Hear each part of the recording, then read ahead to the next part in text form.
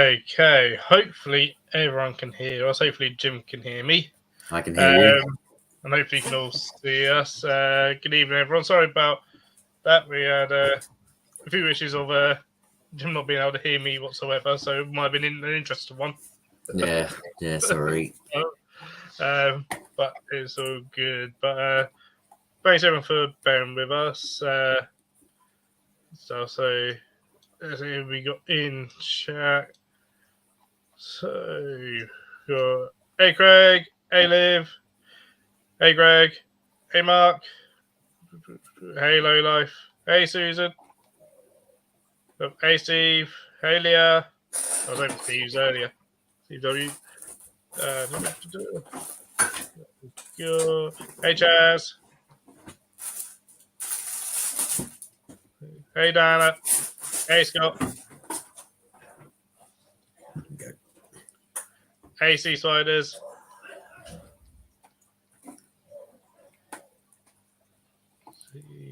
All right. Hey Mark and Victoria. Hey Philip.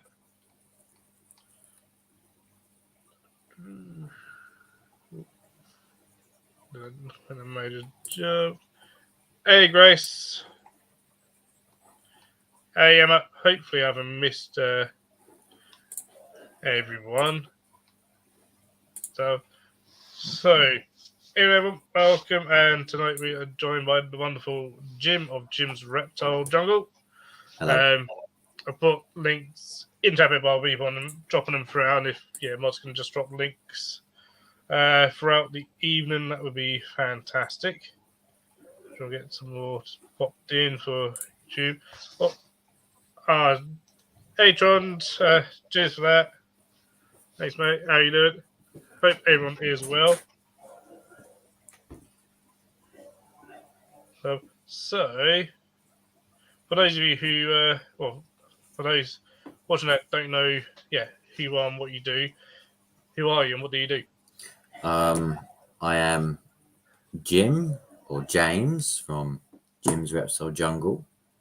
I keep animals. I've been keeping animals since I was 8. I've been working with animals for a long time now, I guess.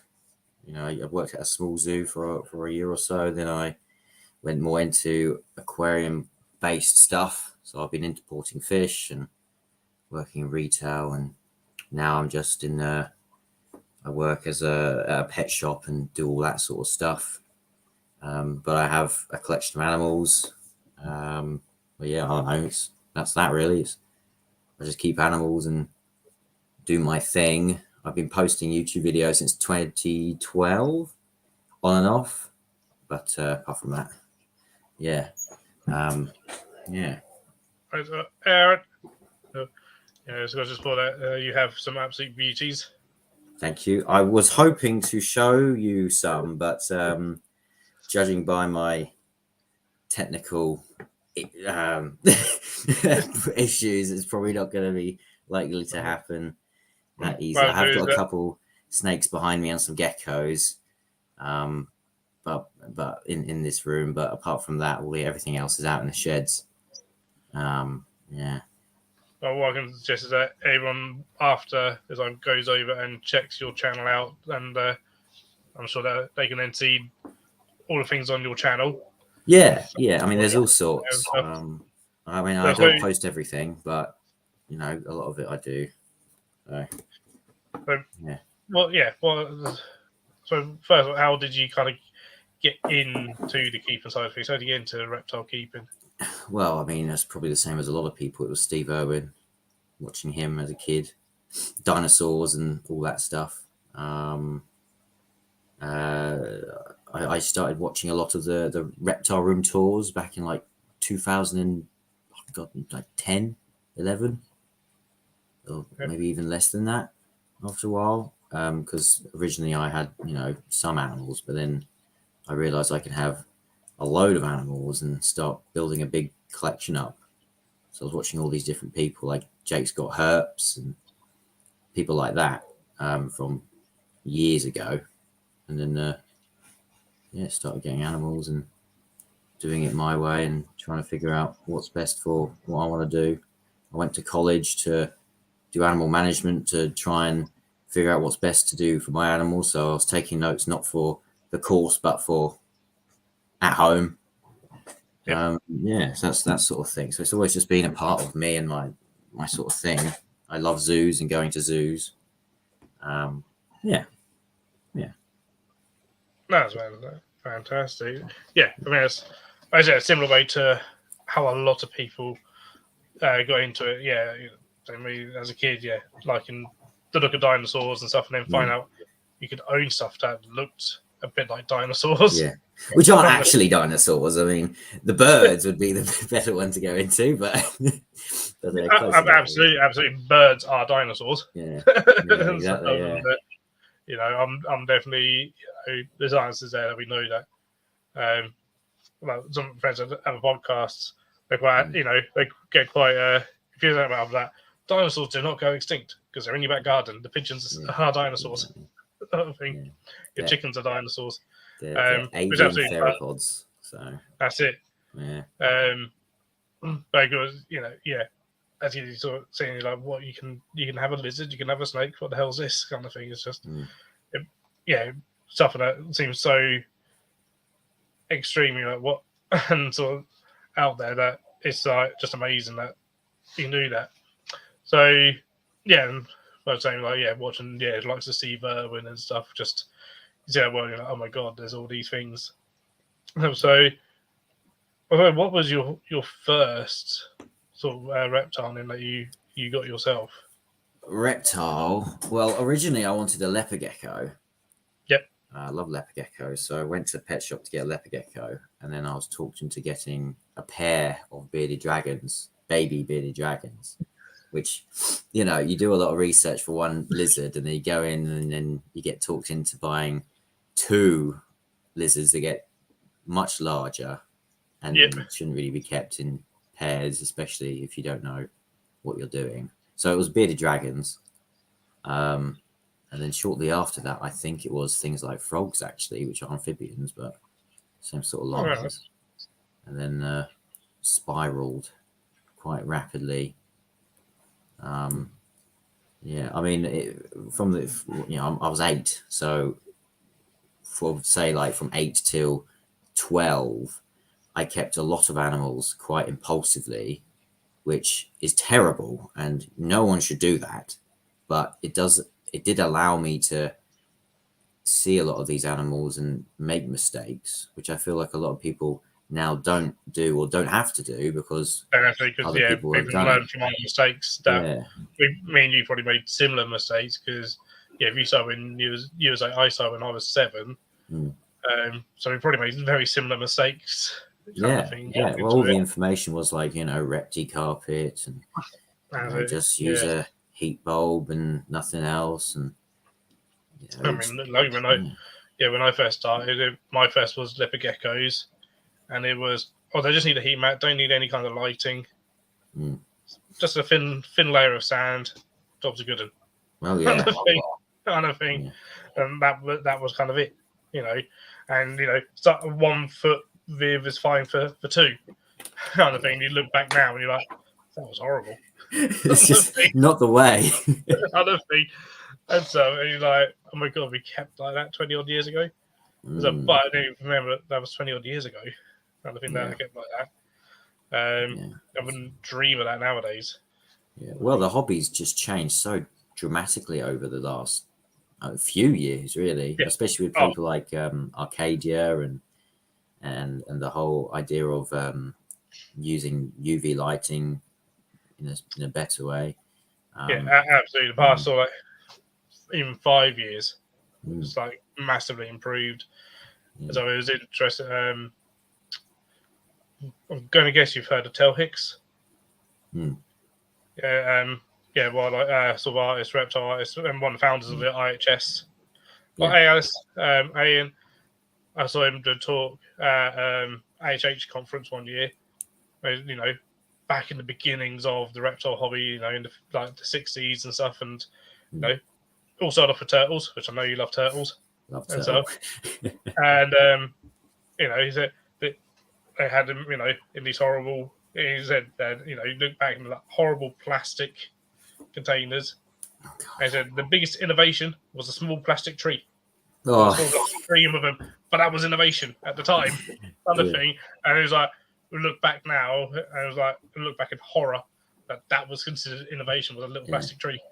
Well, Sort of you say that, but there are people still today that will go out and buy a little baby turtle and try and stick it in one of those therplast tanks with. That's essentially little what it baby was. trees.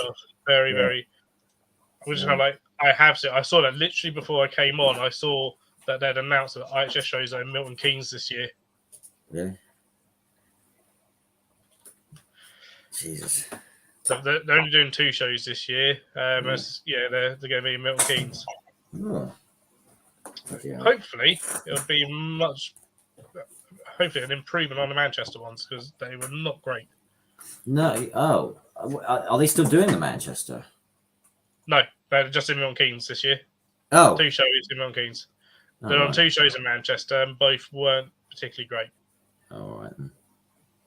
Sort of thing, compared to Doncaster, where Doncaster, there's always going to be issues with them, but Blimey. stuff. Nightmare. Then. Trying to find. I thought they were staying. I didn't realise they were settling down. And stuff, but the Manchester shows, the venue. It wasn't really suitable for what it was. Oh. It looked very dark and dingy. I was like, this is an auntie's night, an auntie's heaven, really, to go look at what these horrible people are doing. Yeah. And stuff. So it's like that's actually local to me. That's only like an hour for me. So nice. And stuff. So yeah, they announced them today that they're going to be in Milton Keynes. All right. So that'd be cool. So, on the subject of shows, have you been to any of the Reptile shows? Yeah, I've been to Donny. Didn't you been to Donny yet? Yeah, I went to Donny back in 2015. Yeah, 16, something like that. It was, it's not really my thing. I mean, I know it's your thing. You go to all the shows and all that stuff, but it's like I just find they're all the same stuff. It's all ball pythons, crested geckos. Yep. Used to be lots of leopard geckos, but I think that's died down now a little. Still get quite. I mean, yeah, lots of royal pythons all the time. Yeah. I mean, when I go to now, I don't really look much at the reptiles nowadays. I don't think they're there because, most of it is just royal pythons, which is like that's a bit boring. Yeah. Well, when I went, I came back with like inverts instead. I went in with a couple £100 and I just bought inverts because they were the most different things there. No, definitely. Yeah. And that's all I really got is inverts and equipment because I don't keep any reptiles up here. So I'm like, well, it's not much fun of me looking at most of the reptiles because I don't want to be tempted if there is something that looks really nice or whatever. Well, you could always try to, squeeze it in somewhere. You never know. Well, animals wouldn't have a problem. It's just, it's just not worth it. I don't think they would have a problem with other things. So it's just like, no, I'll just stick with the inverts for now until I've got, until I have like my own place or whatever. That's absolutely fine. And stuff. And to be honest, at the moment, it's cheaper. Yeah. Well, you can just go downstairs and have a look at, I guess, your collection. I can go and have want to have interaction with a rhino iguana. I'll just go downstairs and have an interaction with it. How dare you? Oh, hey, Lewis. Oh, Lewis, I'll sit. Remind me, Lewis. I'll send you some pictures later, which you'll quite like for some birds that I handled today. So, anyway, I thought I'd ask you because I know you said you work on jobs. I know you sometimes there's a bit of a sort of division between like the shows and the shops sometimes. And stuff, and certainly sometimes I certainly see both sides quite well actually, because some people are like, with the rest of but they're cheap and there's this, that, and the other, and you get it straight from the breeder. It's like, but you don't know how that breeder's actually kept them. No, exactly. You don't know, what they're, if they've kept any kind of records. and stuff, and all this and the other. There's, and some people are like, oh, but shops are too expensive. And it's like, yeah, but shops, they've got their overheads and sort of thing, and got a lot of legislation that they've got to go through. Yeah, especially and stuff. And if it's a good shop, potentially quarantine that animal and stuff and check that over. Whereas, it's that running thing of, what did you get from Donny? Mites. Kind of thing. It used to be the running thing for years, wasn't it? So it was either, a cold, I've got the flu, mite, or a bad case of BO. Yeah. It's always sort of like the running thing for ages for a lot of them and stuff. Because you don't know. Okay, it's actually AHH and Pals don't talk about because they breed retics. Well, the owners of Pals, the Pals Lab, they breed retics, and they take them and said, how many people, one, quarantine their animals when they've bought them. Also, how many of those sellers quarantine their animals that didn't sell when they get back, to their place? Do they actually put them in quarantine again? Yeah. And so the chances are no. No. It's, I mean, I always find if you go to a show or something, I always get the feeling if I buy something from someone, they can just disappear. If there's an issue, what am I going to do? Whereas if it's a shop, you can at least take it back and throw it at their face and, be like, what have you done? Yeah. You kind of have some sort of warranty at least. Yeah. At least you hope. You hope, if it's a good shop. Mm. And so, but then, there's certainly quite a few really good ones nowadays, which is nice to see. Yeah. So, sort of going around a lot of sort of starting to work together, which is really nice as well as that sort of support network and stuff. And even I saw that there's one now, I think it's in Leicester, that even now has like a consultation room and stuff for like doing, basic health checks and this, that, and the other. Oh, blimey. And stuff. And yeah, basic, non-veterinary sort of procedures, but, I'll do, if it's got mites, we'll do mite removal or whatever and advise on what to do. Yeah. So it's like, that's quite out there, actually. There's a shop that offers that sort of services and, even like, oh, this is, we can't treat this, but here's our recommended vet to go and see. Yeah. Well, it's so unlike, like, you're not normally going to see that now because the cost of upkeep for a shop these days is skyrocketed because of everything that's going on. Like, and then the change in legislation over the last few years. So, it's about animals activities license. You have to do certain things to keep the license even harder now, and it's financially crippling for a lot of places. And it's like, well, you can't really you can't really do it now.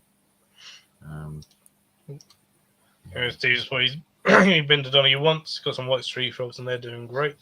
I was overseas today, actually. I went visited another sort of Bioza collection they asked me to come and to advise them on their reptile setups.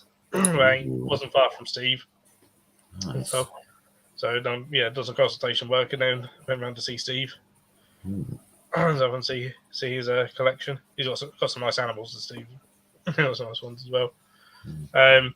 Also, so what do you currently have in your collection? Blimey. So currently, this is actually my bedroom. This is the quarantine room, which is not so quarantine because I sleep in here. So cross contamination, all that. But I've actually got 3 carpet pythons in here Nice. right now. A group of fat-tailed geckos that I'm planning on hopefully breeding and producing some babies. A couple of people and having a bit of fun with that. Axolotl, got one of them in there, and then like a selection of different fish things. Most of the fish are rehomes because obviously being a shop, you have a lot of people bring in their ropey fish and things like that and sort of take them on. Hey, Thomas. I have a tegu, a black and white tegu. Nice. hingeback tortoises, the specs, hingeback, Oh, speckle. nice. So they're Nice. a bit rarer. Very difficult though at the moment. Very small, very difficult, but they're a fun one. A selection of turtles. I did up until very recently have a mata, but that went wrong somewhere. So I'm now looking for another mata. They are awesome looking. They're so good. It was almost like overnight something happened, and I don't know, but that was a bit of a shame. But apart from that, I have a Fly River turtle who's doing great. Nice. Pink belly side necks, a selection of other, greptenes and all the different sliders and cooters and things like that. Bosk, things like that as well. All sorts. Nice. Nice. Hey, Jackie. So you're quite a few turtles. Are most of your turtles rehomed ones from people that perhaps bought them? They were. The majority that are the more common species that you find, things like your sliders and the cooters. Like I've got like one of my sliders was brought to the vet because it was found in a ditch somewhere in some farm, so it's probably been out there for years. All my cooters are rehomes. Musks, pretty much all rehomes. So all the common species that are constantly brought in either from mass breeding and then into the pet trade, they're all just rehomes because they live so long and people just don't really keep them. They're all the ones that were traditionally sold when they were like size of like a 50p. Oh yeah, like they get like that and then tiny for like 20, 10 for 10 or whatever. And so then suddenly you got this huge turtle on your hands. That's house and home. You can't really keep it in a tank really. It's so messy. Yeah, they do well outside, which is one of the sort of reasons I went that sort of direction. Less electricity, and you can offer them a much larger enclosure than you could ever do inside. So, like say the larger turtles, they have a 20-foot enclosure with 2 ponds. Things like the rarer species I have, bought because you can't really get those. The Fly River, I've got a common snapper I've never seen someone wanting to rehome a Fly River because normally if you get a Fly River, you're getting a Fly River. You're well. It's interesting because I'm very much in the fish community as well, which is how I found the Fly River to begin with. It was a fish shop that was selling it, and what I found is you post a Fly River in a reptile group, you get 50 people fighting for this turtle. You post a Fly River for sale in a fish forum, you'll have like 12 people telling you that you're wrong and that's a soft shell turtle, and half of them won't be interested. And then you'll get someone trying to put it in with like parrot cichlids or something. It's like, all right, it's that sort of thing. So that sort of thing you have to generally look for or know where to look for. So the fish community is probably where it's best for that. But things like my alligator snapper and my Florida common, which are a bit more harder to come by, especially now the alligator snapper has been changed. I believe it's CITES Appendix 2 now, I think. I didn't realise they have been moved, I believe. I'm not sure where, but they've been moved, so they're harder to import now. Yes, see, there are some shops in around with them. They get huge. That's the thing. I was at Crocodiles of the World the other day with a couple friends. Steve, I don't know if he's here. Lives the real world. He was with me. Live the real world. I just see him in chat. So yeah, he's lingering. I was with him and another person, and they had 2 Fly Rivers. And you always forget how big they are and how they get. It's like you're looking in like, I'm gonna have to build something bigger. Because I don't remember seeing Fly Rivers when they are in the outside section, in with the freshwater crocodiles, the Johnson Eye. Okay. So they're a bit hard to see. They might have had them in then I just didn't see him maybe. I'm just gonna for Amazon. I'm guessing the Tegu is in your shed. He is in the front shed. I'm on the laptop, so unfortunately not. Yeah. We were going to do it originally in the shed and phone, but Jim wasn't able to hear me. Yeah, sorry. Maybe So maybe if go I come back. Are there videos on Tegu on your channel? Oh yeah, there's a couple of videos showing the Tegu and the enclosure, because it is a nice enclosure for him. They're very active animals. They do swim, they do climb, they do dig. So I built him a rather large enclosure for that, and I do feature that. Absolutely. Yes, there are multiple Steves in chat. So, I don't think people sometimes don't realise that an animal likes to dig and needs to dig. Often likes space. Oh, it's kind of. I mean, I think you find most animals, if you offer them the space, they will use it. Like even a millipede. I've got millipedes in with my white tree frogs, cohabbing, and it's a 90 tool enclosure, and they'll be up right at the top of this enclosure, perfectly fine, and they'll, most animals will use the space if given to them, and a Tegu is no different. If not, they require even more space because they get 4 foot, so you need a huge enclosure for. Absolutely. Grace for can we see Kaylan?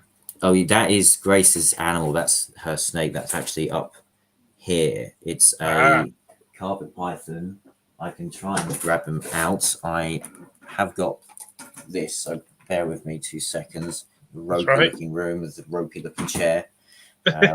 All my budget goes to my animals. I don't have money for things. I think that's the same for most of us. We'd rather give our animals everything. I normally keep coastals, but this is, I believe, a Darwin's. Oh, nice. It is a gorgeous snake. Let me put it on big screen for that one. There you go. He's so active, and he's an escape artist. I don't know if you saw, I ripped off some sellotape to open the door. But yeah, he's good. He's doing good. And we'll probably get a little bit bigger than this, but yeah, not much. They're a smaller species. So if you're going for a carpet, Darwin's are probably the better one out of the lot, because you do get a lot of, like say, jungles or jags, that sort of thing. You don't know what you're going to get because they are a bit of a mixed bag of a snake. But I'm just, it's in quarantine at the moment. I like to keep, especially snakes, quarantined for, around 6 months. Because they will, you never know, mites or God knows what else. Well, that's it. He was wrong, you didn't get bitten. Yeah. Oh, there's another carpet behind me there. Right there. That's right here. Too many people get animals, think they know best, and then closing what really is subpar minimum.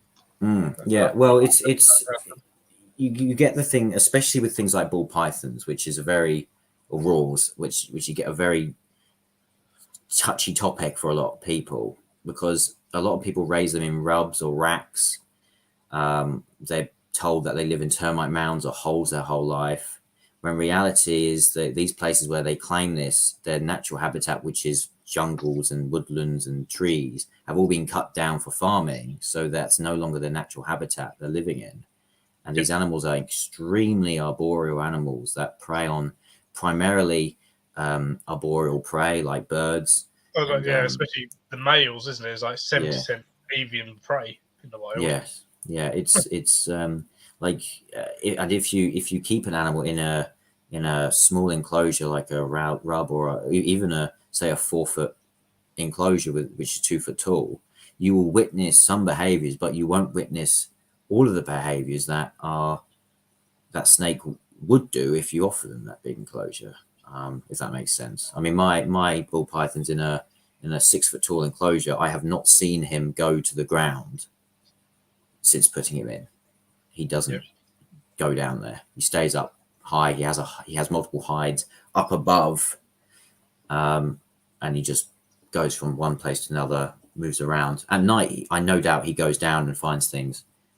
But yeah, I've never had a single issue with him not taking food, because I believe they strike from above down and then coil, similar to a green tree python, not Well, I think sitting. photos of wild ones sitting like a green tree python or an emerald tree boa. Sometimes in the wild, just sitting there like that. So like, that's amazing. I think sometimes, especially rules out, they see, especially in some of the big breeds that literally just keep in like, especially in like blackout racks and this and the other, where they're completely died, they're in cramped spaces and this and the other. Often they're just overweight as well. Yeah. and then I just go, well, do they do nothing? It's like, yeah, well, we're diurnal, we're observing a primarily nocturnal animal during the day when it's asleep. Yeah. Another thing, but also if it's in a box in the dark, or even if it's in a box and it's got some light coming in, but it's got nothing to do, why would it do anything? Yeah, I mean, you keep a person in a dark room all day with no stimulation, they're going to go mad, and they're just going to sit there in the corner. That's what they it. do. Yeah, that's it. Yeah, match just for his raw python could easily be kept in a far larger set, but it's not the minimum. So he's just taking on the beard. He's in a 4x2x2. Works out in the room every day. Also, so enclosure isn't its only environment. Yes. Well, that's the thing. One of the things I'd really like to do in the future is, what's the term? It's having a main enclosure for them, and then having another enclosure where you can circulate them around. Like a lot of zoos do it with their like Komodo dragons. I believe Chester might do that with their Komodos. They circulate Komodos, I think. Yeah, and that's a good way of making sure that they get environmental enrichment and just having them different areas. I don't know. It's difficult. When it comes to bearded dragons, a 4x2x2 has always been that sort of, oh yes, that is the minimum. Which I have a bearded dragon, and this isn't a 4x2. I'd really like to keep them in something far bigger, because they have been found to go from somewhere, say their burrow, and then up a log about 8 foot away, and that's their sort of range that they'll do. Yeah, and it'd be nice to simulate something like that, but it's trying to offer that space. Yeah. Yep. As I see, and also that, I mean, when it comes to when they, people say like, oh, they found a termite mound. Well, so are boss monitors. They'll go in termite mounds, but you wouldn't keep a boss monitor in a tiny tub. But also, people seem to forget that termite mounds are huge. Oh, you can climb in one there. Easily 6 foot plus size and stuff, and it's not going to live its entire life in there. No, so just because they found it occasionally. Yeah, well, they found this animal living in a termite mound, hiding from the extreme heat. Yet they're standing out of this termite mound, looking in, surrounded by masses of space, where they obviously had to travel to get in this termite mound. Exactly. Exactly, but it's always that argument that's made, isn't it? And it's like, well, it just doesn't make sense. Yeah. So that argument.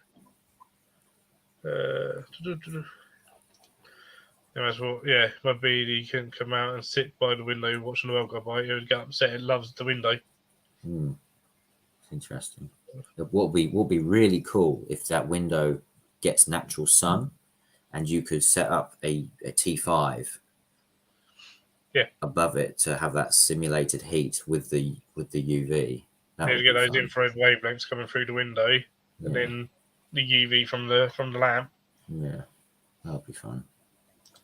So Steve's making a 6x2x2 for his beardy. Thing. So then in the process. So, but and imagine, you're going to retail and stuff. Probably I'm guessing the main things you tend to see are things like beardies and leopard geckos, corn snakes, raw pythons. Most of the time.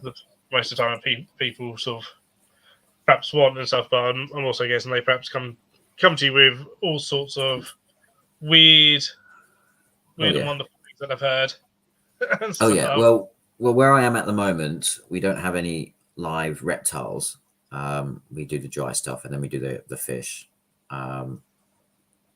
But there is a place down the road, which I guess is our competitor, which does the reptiles. And hopefully none of them are watching this, but they don't do it very well. So you get a lot of people that have come in saying they bought this animal and they want this thing for them and that thing for them. And oh no, this is the one I've been told, when it's just completely wrong or just not good at all. Mostly it's tortoises, which is really alarming considering how easy it is to really screw up a tortoise from the get-go and how long they live with these issues. Absolutely. Often you find them being sold in tiny vivs where the main thing is they say, oh, this, I feel so bad for it because it's walking up and down against the glass in my vivarium. And then you learn that they have just got a normal heat bulb and nothing else. And then they're feeding it loads of different vegetation, like fruits and veg from the shops instead of herbs and grasses. And typically it's always Hermans or Russians, Horsefields. But you ask them, they don't tell you. They just say it's a tortoise. It's a tortoise. Okay. Yeah. It's the one on that picture there. Give me that food. But it's one of those situations these days where, as it or they're feeding the pellets that are just made up of nutshells and stuff, which is just really good. Yes, I have to stock that because people buy it and I hate it, and you see that a lot, especially with birds as well. You have to stock the stuff that people will buy to make ends meet, but it's not good. However, now Arcadia's brought out this product. I'm struggling to sell any of the other stuff because I tell people that this is far better. Don't waste your money on this rubbish. So no doubt I'm going to have to. I'm yet to use the Arcadia stuff, but certainly reading about it and seeing what's made, it's like that looks like probably the best commercially available marketed for tortoises dry food that they could be. Oh yeah, it's good. My Marginata eats it. My Hingebacks eat it. Everyone I've given it to, even if I talk them into it as a treat food, because they're so set in their ways of what they eat because they've had them for so long, they all say they love it. So, you know. Yeah. I mean, I listened to it was on the Animals at Home podcast. I had John on. That's having talking about it and the fact that it took him however many years to come up with the product and stuff. And to find basically it's like a meadow field in the Netherlands, I think, that they mow every so often. Yeah. And so depending on what time of year, it's going to be different plants in it and stuff. And that I think they said called because is it Optimized 52 or something they called it?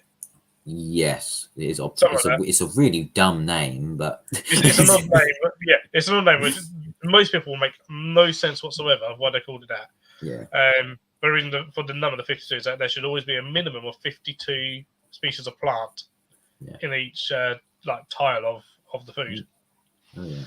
Sort of thing was like that's pretty impressive if you can guarantee that there's at least 52 types of plant in it, kind of thing. Yeah.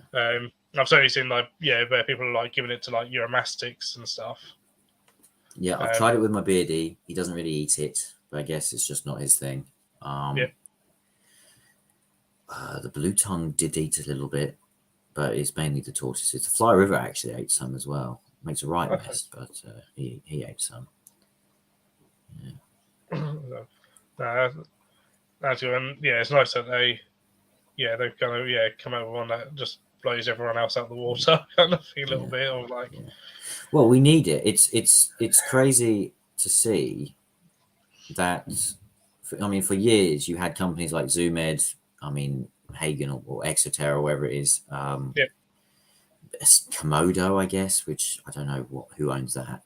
These sort of copycat brands do their thing, and they've just been doing it for so long with the coil bulbs and things. And then Arcadia go from fish bulbs straight into reptiles and just completely blow it out the market. Yeah. That's it. Yeah, it's just no good. Absolutely is. And then completely just outdo everyone kind of thing, and like you just know that when they bring out a product, it's going to be good because they've spent so long researching it and perfecting it and stuff, which is sort of insane sometimes.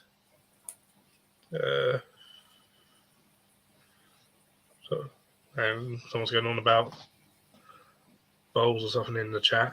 Oh, bowls. What type of bowls? What's the best colour heat bowl? I was told. Don't use red heat bowls, Mark. The red confuses animals. Yeah, they can still see the light. It's just and even if it's an animal that can't see the colour red flushes everything the same colour, so it can't differentiate. So yeah, go if you want a heat bulb, halogen or incandescent bulb. Yeah, I swear by halogens now. Either it's halogens or mercury vapors, but obviously you need a big enclosure for a mercury vapor because you can't run a thermostat.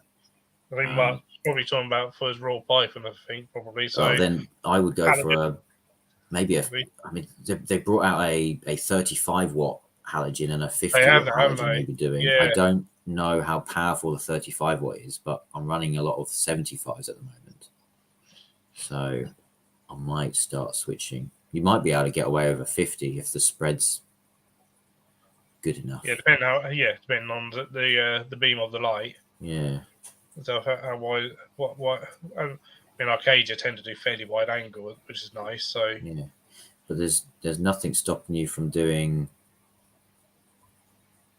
2 35 watts, which will still equal less than a 75 watt if I do my maths right. I think. Yeah, 235 would be 70. Yeah, there you go. So, yeah. And you can do a nice even spread. You could even diving into lighting, which is what I was doing earlier. You could even put those either side of a UV tube. Yeah. Kind of thing. That would be good. So you got the heat and the UV almost into one beam. And I think that's diving deep into lighting. So which I was at Chester a couple of weeks ago. Yeah. And I was just leaning over all the enclosures. I think it was the radiator tortoises, and I was just looking at the big heating unit. I was like, "What is that? What is that thing?" And it was like some solar panel power, solar 10 or some weird thing, something like 1,000 kilowatts or something. Yes.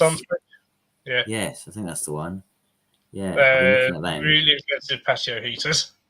Yes. So, yes, they're very expensive, and they're quite expensive to run, but yes, cool. But they do a hell of a job. Yeah, they do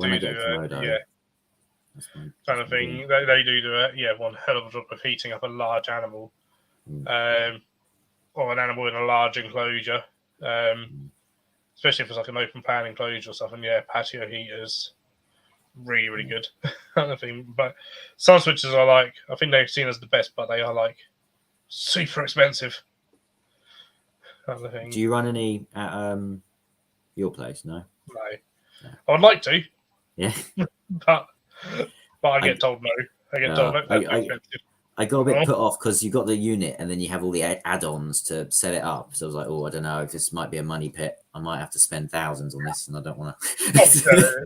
I mean, I think a sun switch is around about $1,000 sometimes just for a sun switch, depending on the size. Kind thing. And then I see somewhere, they'll bolt those onto an end of a growth technology lightwave unit. Oh yeah. And stuff. Depending on the size of that, if you get what I like about the lightwave units for people with large enclosures for large reptiles is that you can have multiple T5 tubes in it. Oh yeah, and you sit underneath them and you can feel the heat just hitting you. It's like, oh yeah, this is good. Yeah. You essentially create your own sunbed. Yeah. Essentially with those units, we've got one. It's due to go with our Caymans at some point. It holds 4 4-foot tubes, T5 tubes. Yeah. No, it doesn't. It holds eight T5, Oh, my eight goodness. 4-foot T5 tubes. And Well, so it's our largest unit. And it's yeah. like, can we put this in, please? Can we put this in, please? Yeah. I'll make this unit thing. Great. When that turned up, I'm like eager for that to get in there. Oh, hey, Russell. So, even that technology, the T5 technology, just blew everyone out the park when Oh, they went yeah. out. The Pro T5, then you can even, from a KG, you can attach one to another one, and then another one, and then another one. I think it's up to 7, I think. Something like that, 6 or 7, isn't it? That you can daisy chain. So it's one plug and stuff, which is awesome. Yeah. So I think you can do that with the Jungle Dawns as well. Yes, yeah. And so you can daisy chain those. Stuff, Great. which is all really cool. And stuff, but yeah, no, Chester do lighting very, very well for their reptiles. It's an exceptional place. I must go back very soon because it's so good. I saw someone about a bullpen. Maybe I should approach Chaz and figure out how he harnesses the power of the sun.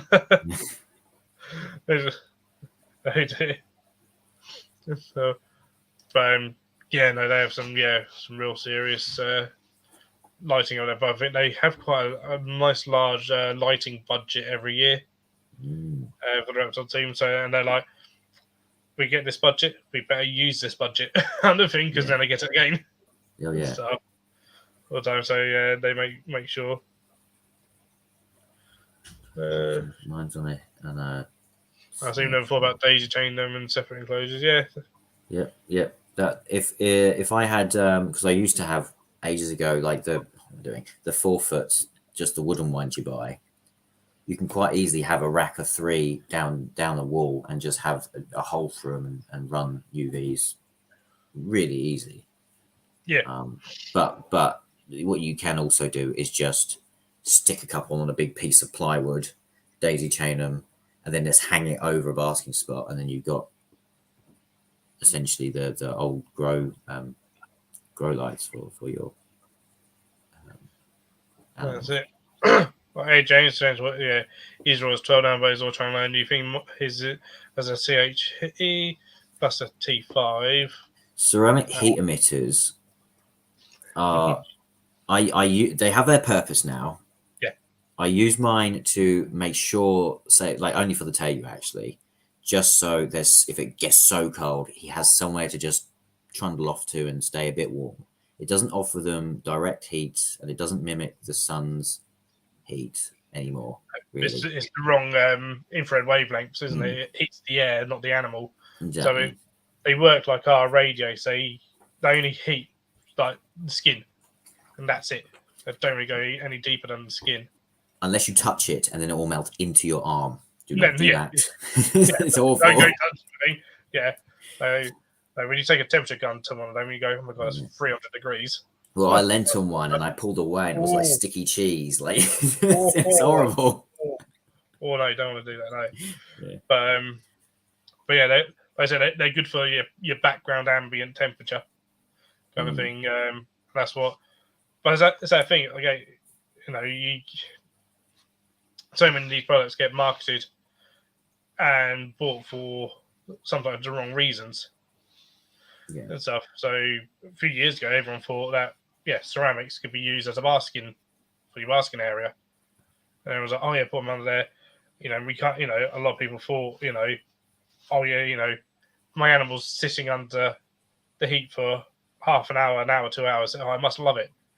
And now we know actually, should only really probably be under there for like 5 minutes.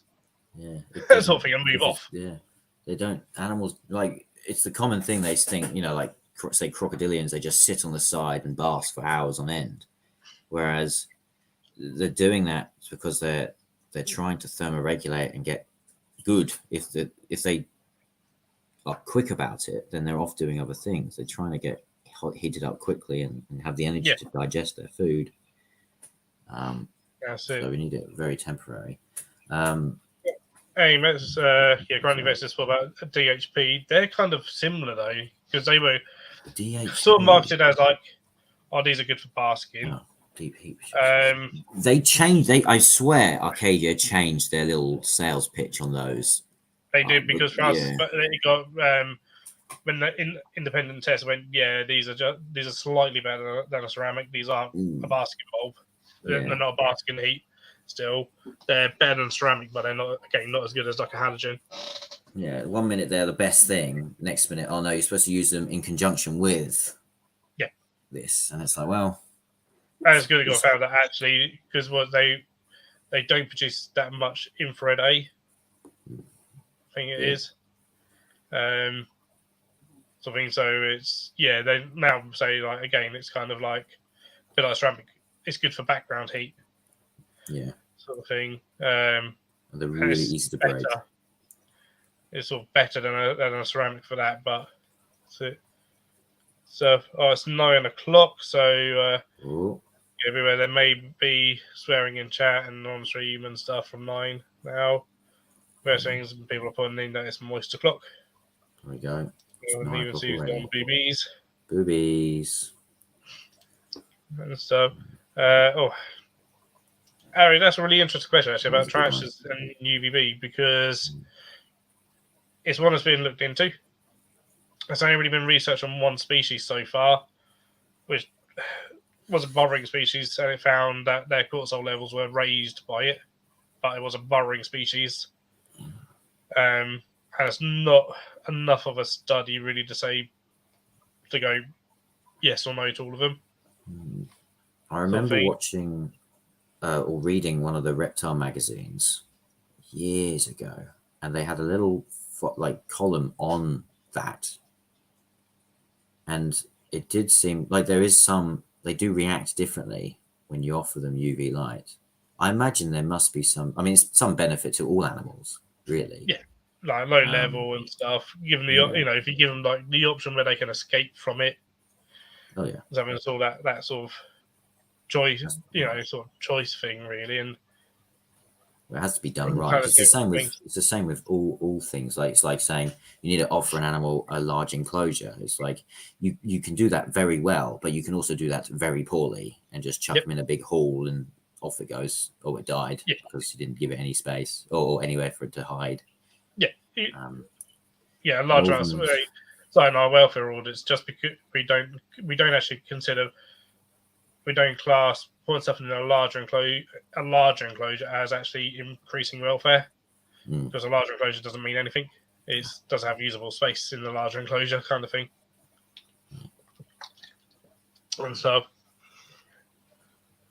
but yeah, there's not been enough studies done on enough species to say conclusively. And that I would say, if you're going to do UV over tarantulas or scorpions or anything like that, if you're going to do that, I would use low level. I think because you wouldn't want to overdo it either, kind of thing, and give them the option to completely get away from it and see for yourself. Do they, will they bask under it? They may do, they may not, or they may critically. They're down the barrel, but they'll still get some, some levels. And so, I just thought that the slate he uses absorbs and keeps the heat for lower temps in the 30s. Seems to do the job with the UVB. Go for halogen for higher temp species. Yeah, I do that with my Bosk. He does that. Yeah, and what you got it over. I know for me, for like leopard geckos, I would use halogens and stuff. For them because it's give now know as well that the light. If you give them the light, it's actually really good because it will go right through the head and right through the body and stuff, and really kind of sort of heat them up really quickly. And that came from Francis Baines and stuff, and she was the one that kind of said that deep heat projectors aren't as good as what they thought they were. Sort of thing. That was an interesting one when she said that to everyone. Like, sort of thing.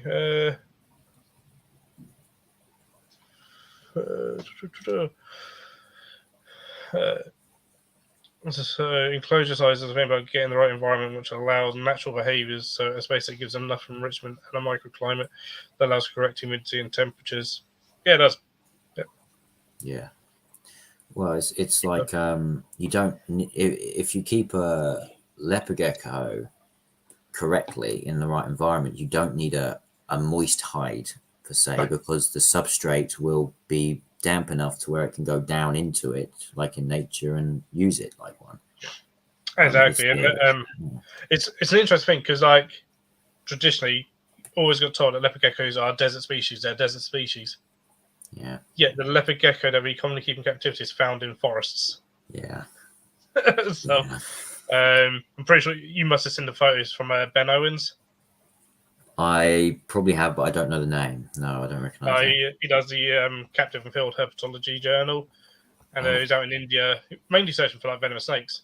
He's Mm. in a really, really quite moist forest, Mm. and he found leopard geckos.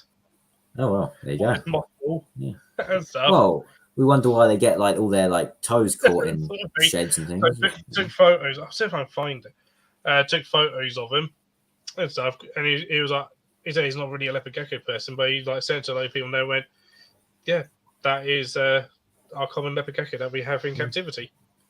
Yeah. I'm pretty sure all these like information of misleading carers come from breeders trying to justify getting away with keep them in poor conditions.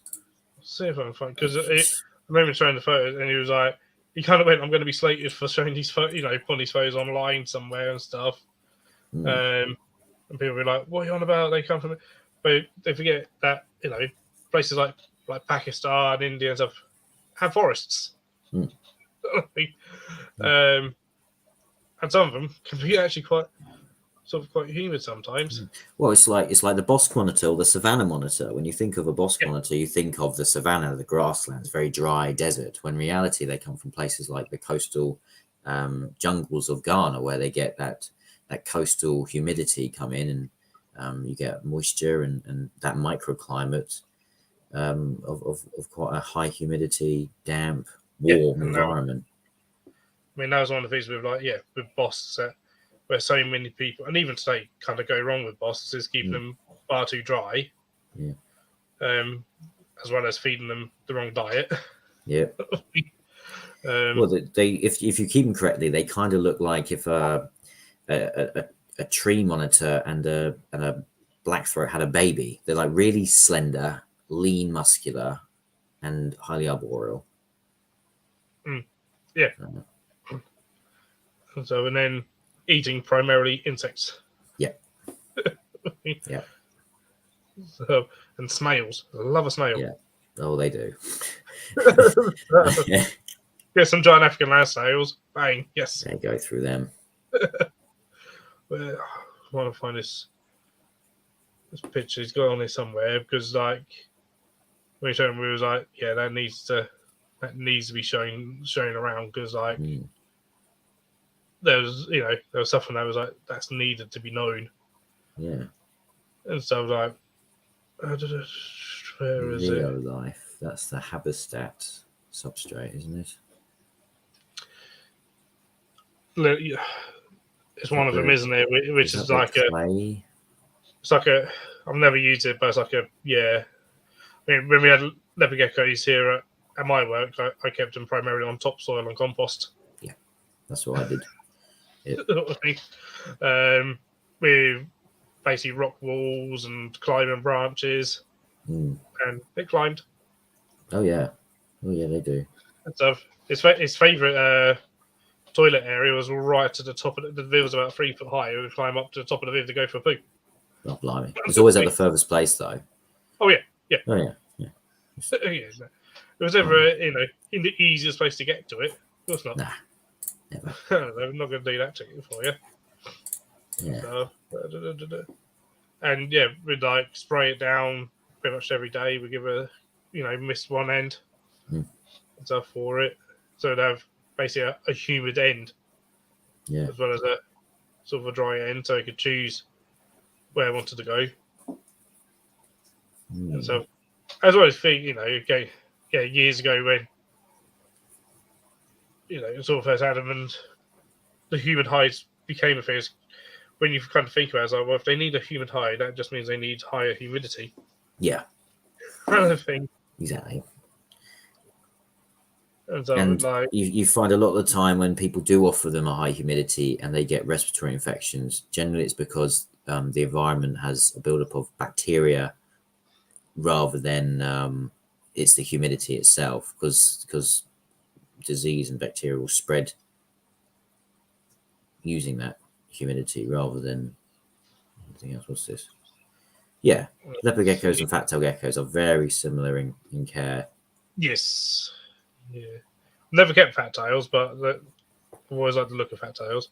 I've literally just got 6 about a month ago.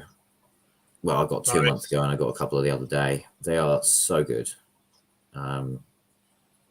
Like they're slightly more bulky than leopard geckos, and they just look like naturally more attractive. Right. I find.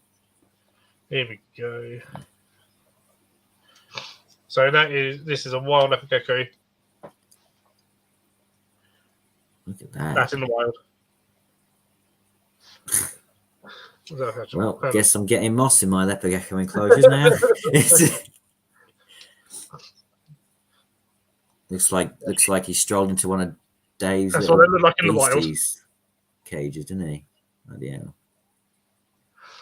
And so, yeah, that's the environment he was found. That leopard gecko was found in. Yeah. And the thing is, even the pictures don't come across how stuffy and humid that must be. No, but that's the wall that he found leopard geckos on. God. Wow. It was just like it's covered in moss and stuff. Where's the other? There we go. But it's like, and you think about it, you put that on any leopard gecko group, you'll be shot down for that. Yeah, that's in the wild. I mean, it looks right. It's like how you'd keep a cave gecko, wouldn't you? It's that same sort of care. Yeah, exactly. Yeah. And they showed us that and we were like, what? That's amazing. Yeah, I think he registered with like iNaturalist on that. As when they it was confirmed to be the common leopard gecko. It was like, that's insane. Yeah. And so because again, traditionally you were told dry kind of thing. Oh, yeah. Then give them a humidide. No, actually, maybe that was wrong. Like 4 toes left, and this is it. Yeah. So Harry's asked whether he should be using their life. I mean, personally, I would just do a topsoil compost mix. Yeah, it's so much cheaper.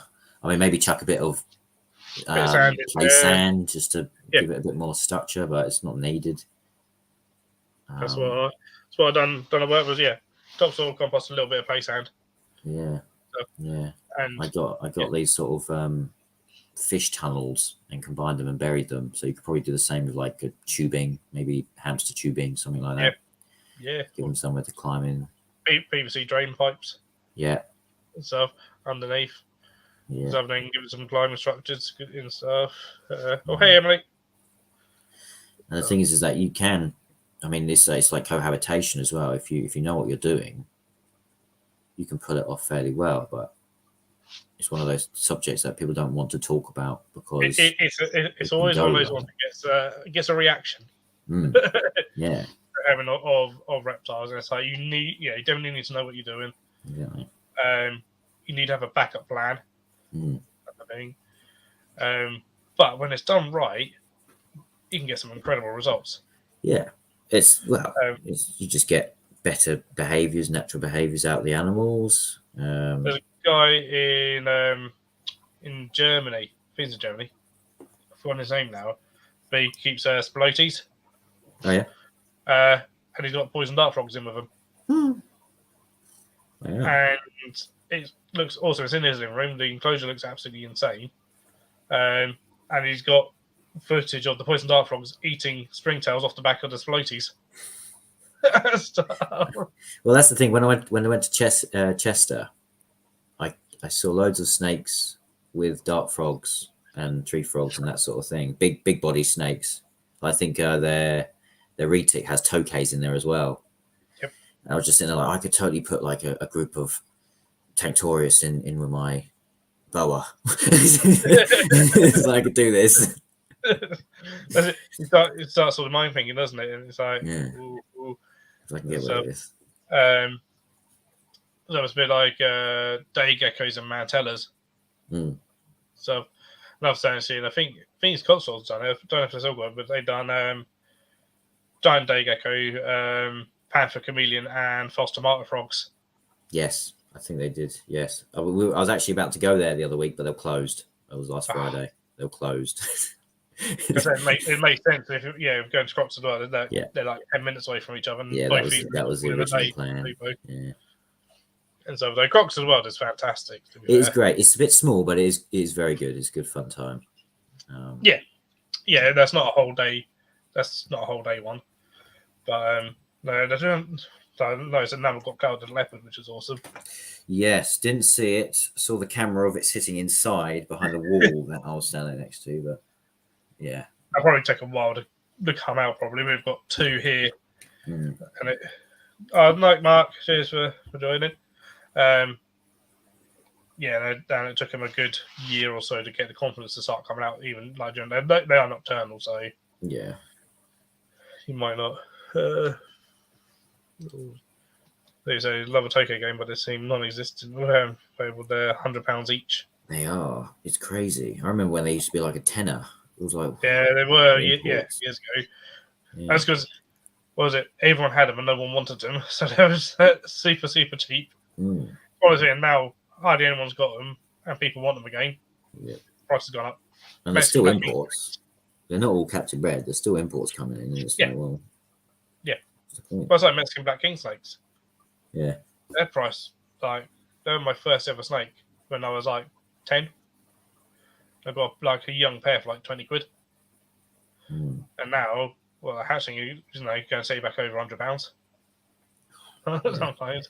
Yeah, I couldn't do that. Well, I say that I could do that, but I couldn't. That's not my kind of snake. I mean, a pet shop I went to the other day had a Boland's python. Oh, nice. I know, it was $7,000, I think it was. It was like, Yeah. Could do. I hope they've got that set up mostly because they're not the easiest of things to. No. I've never kept one, but hearing about them and hearing about their care for them, they're not the easiest things to take care of. And $7,000 is a bit of a risk, but and then there's not many of those even bred. No, I think the shop said there were only 3 in the UK, and that was one of them. Or something. Wouldn't surprise me. Yeah. I think there's someone in Sweden that's bred them or something, but there's very few people that have ever actually managed to breed them, like in the world. Yeah, and they get huge. They get like 10 foot. It's unbelievable. They're almost like the snake holy grail in a way, because like they are stunning, but yeah, they're just so difficult. So stuff. Steve Swires used to handle his, and the bites were fun. Yeah. What was that? What's that? Oh, a Tokay. Sorry for Tokay. Horrible. I've been bitten by a Tegu, and I imagine a Tokay's worse. We've got Tokays living free range in our tropical house. Oh, do they breed? So, they have done in the past. I don't know whether they did this previous year. Didn't necessarily see any evidence. Let's keep themselves on cells. But I did have one time opening up a gate, and one was behind this gate, which I didn't realise. And because I disturbed it, it was obviously then angry, so it launched itself right on my crotch. I'd never moved so fast. I'm not fighting right there. Anyway.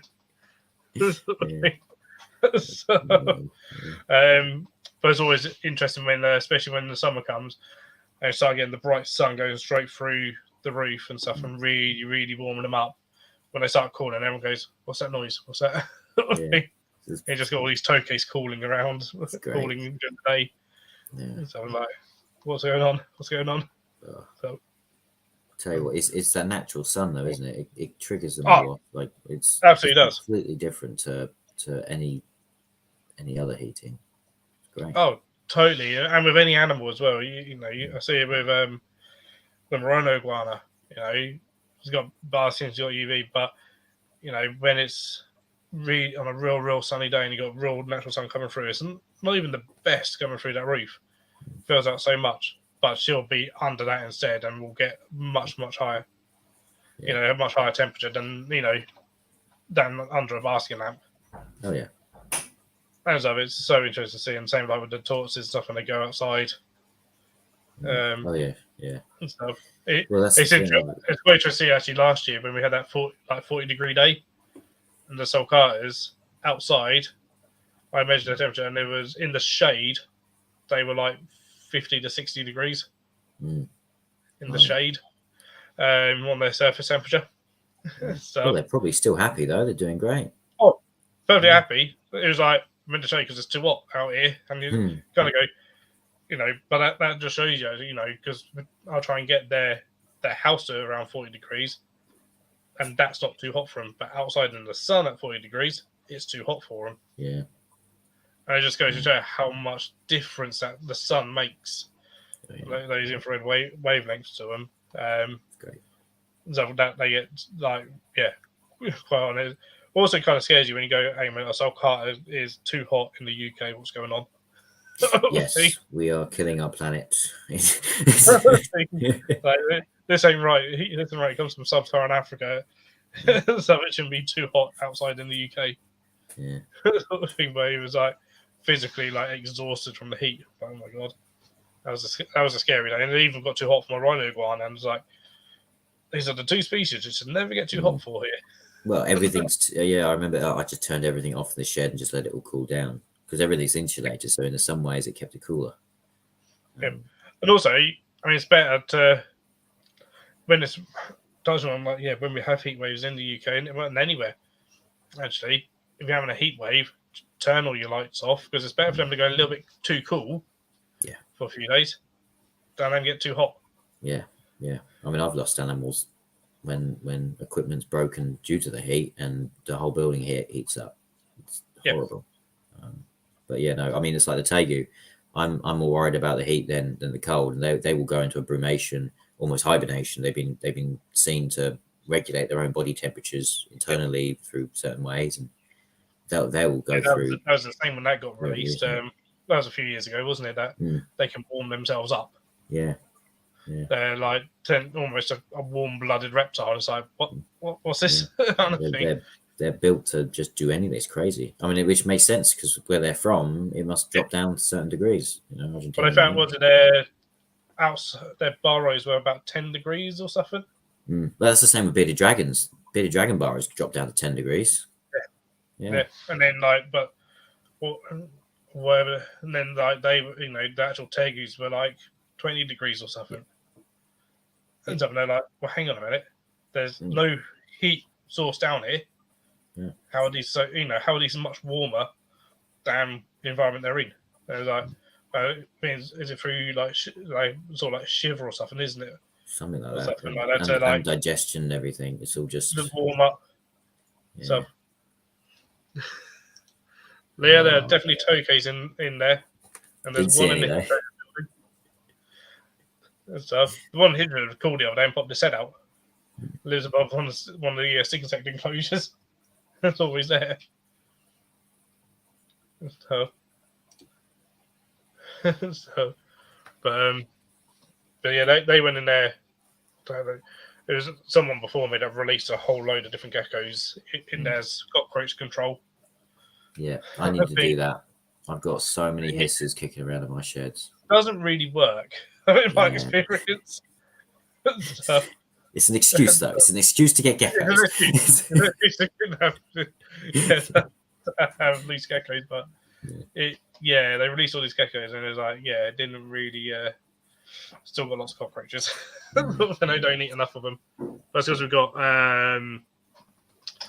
Australian roaches came in, and they go absolutely everywhere, which is wow. Which is as long as they're not blooming millipedes like they did at Marwell. It's from What's Their Faces. You have to like watch out where you walk because there's just millipedes everywhere. Oh, I know people, and then they're like, it's the only place I would take that the amount of millipedes that they had, because they had over 5,000 millipedes. That's how many have gone into that tropical house. Well, I wonder how many are still there.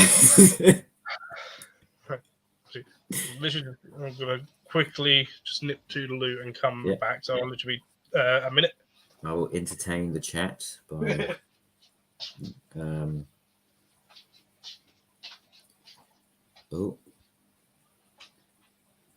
Leah's building some new vivs. That'll look cool. Make sure to seal them properly. I'd recommend some kind of pond sealant, because if it's wood, they rot. Maybe look into PVC sheeting. It's more expensive, but that won't degrade. He has gone for a poop. It's poop break time. Get your gecko out. No, they're sleeping. Yeah.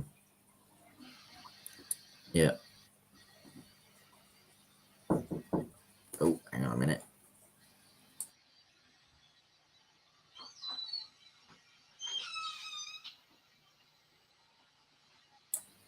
There you go. Yeah, liners too. Yeah. I think it's G4 pond sealant is what they use for concrete ponds. That seals wood fairly well. The turtles are doing great, most of them. Actually, some of them, I got some European pond turtles from a place, and they came in extremely small and with some kind of fungal thing. So a lot of my turtles actually have a fungal thing at the moment, but sorting that out, that'll be fine. Good poop. Is efficient. Very good. These boys banned from Sansu and Sussex after working and telling them even reticks, burns, and boas together isn't the best idea. I mean, you're right, Steve. It's not the best idea. No, that's like around the world in 80 days or something, isn't it? Like, 3. Yeah, but I a lot of places, certainly traditionally, would do things like that, and it's like, you do know these all come from different areas. Yeah. All they needed was a green anaconda, and you're good to go. And stuff. Yeah. They'll use baby wipes. No. Any advice on Aki care? I have never kept Akis, but kind of similar to Bearded Dragon in some ways, in terms of setup and heat, and so they. I think that, they're both Australian. I've seen Akis come from kind of similar sort of area. Yeah, they're extremely. I imagine they're like a Bearded Dragon that likes it slightly hotter. A little hotter. I mean, when I kept Akis, I think I kept them up to 45 degrees Celsius in the basking zone. And you do that tiered slate so they can go in between. as well as like tunnels for them and stuff. Well, they're extremely. Out of all the monitors, I'd rather have a lace, but likelihood of that happening is very slim. Asian water monitors. I used to work with them. They are on my list of I need those. Nile monitors are also on that list because they are probably one of the more underrated but attractive looking monitors out there. They just get a bad rep for being quite aggressive and mean, which is fair play. I mean, I wouldn't want to be poked and prodded because I'm a monitor. And that's probably what people do. Anger them. But yeah, they get big and active. They swim as well. That's the thing with Asian water monitors and Niles is they're very good swimmers. So you need a huge pond for them.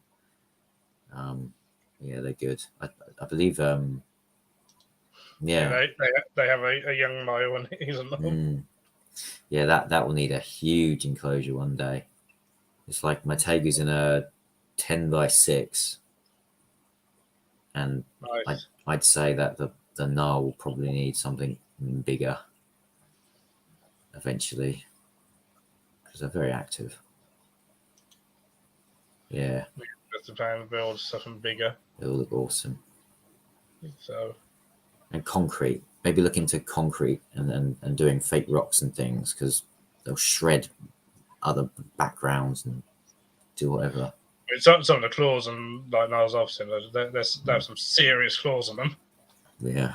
When they get big. I think Colchester had. I don't know if they still got one, but they had one, and it's like some serious memory on that.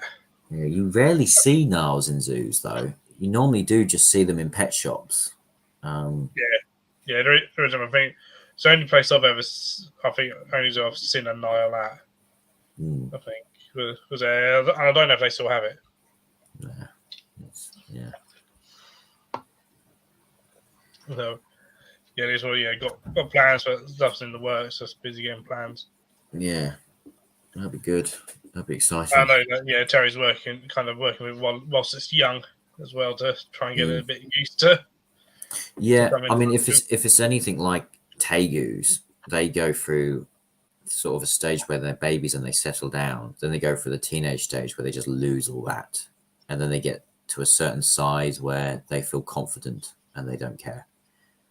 I imagine that's the same with a Nile, where once they get to a certain size and they can mess you up, they know that. So you have to work with them being more confident around them rather than them being more confident around you.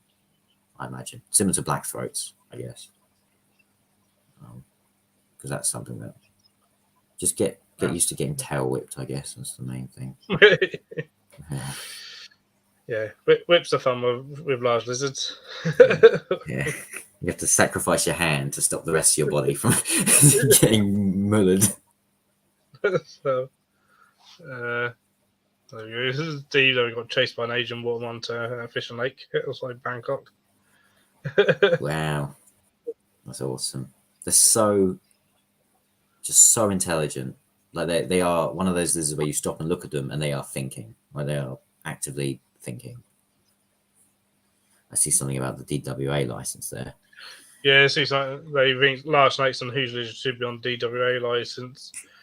If no one had, if no one had them already in their collections, and yes, but the thing is, loads of people already have them. So if they enforce the legislation, people won't be able to. They'll just confuse. It's a difficult one, isn't it? Yeah. So I don't know if DWA would necessarily be the right one. I've always been afraid, but it'd be far too difficult to do, and it would never be done. Would be licensing for all animals. Yeah. Sort of well, it's like dogs with microchips. If every Well, it's like by law, like dogs need to be microchipped. So it's like maybe every lizard over 4 foot needs to be microchipped. But the people that are dodgy and will get these animals don't care anyway, and they'll do it anyway, and they're the issue. But then they paint a big brush and shine a light on everyone that is doing it correctly. And no matter what you do, you'll never stop the people that do it incorrectly anyway from carrying on doing it incorrectly. Yeah. Sometimes. I mean, I look at it from the other way. Like a difficult one. Because I mean, when you look at certain stats and stuff, if you put like large lizards and large snakes on DWA, then really dogs should be on DWA. Oh yeah.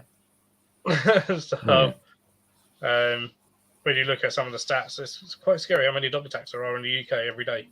Oh yeah, well there was one recently with that poor lady down in my area. I don't know if people saw the news, but she got killed by these dogs that she was walking. But it's the thing, like, horrible situation.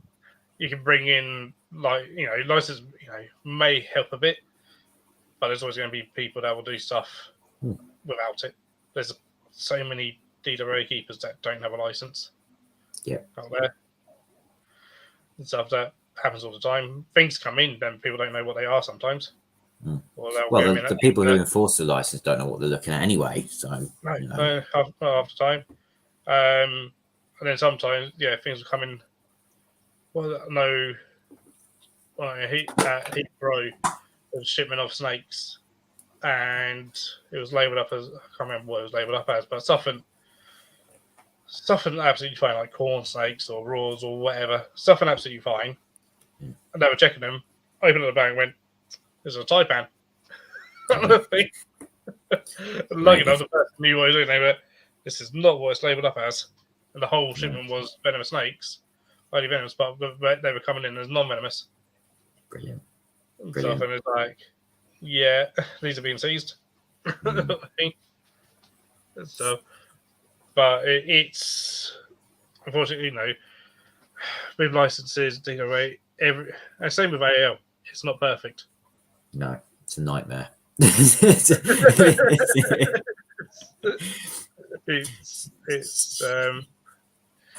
like the whatever. It's like the Invasive Species Act, whatever it is, the one that stopped you owning yellow belly sliders, all the trachemes.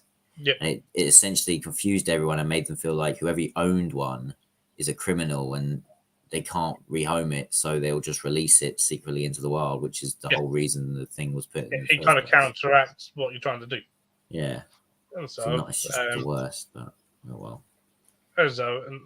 And if because they're looking at, Scotland's looking at doing that positive list at the moment, aren't they? Oh. And it's like if Scotland does do that, then if it goes through, how long is it before England and Wales do that? I think I'll leave the country. I'll go live in Asia. The thing, if these positive lists do come in, because other countries are starting to do positive lists, and now it's a case of whatever species aren't on that list are illegal to keep. Yeah, well, Florida's doing it, which might cripple the whole industry of reptiles and fish. It's crazy. And so, but yeah, licensing. I mean, obviously you've gone through AAL licensing. My parents have. Lear and Terry are about to go through AAL, but it's different in Wales. Yeah, it's different depending on what county you're in. And that's the thing. Every single council's different. And it's like there needs to be universal kind of rules. Yeah. Well, I didn't. It's what's his name? The one on TikTok. He's just got a Cayman, didn't he? He's got an AAL now. Oh, DWA. That was DWA license. Yeah.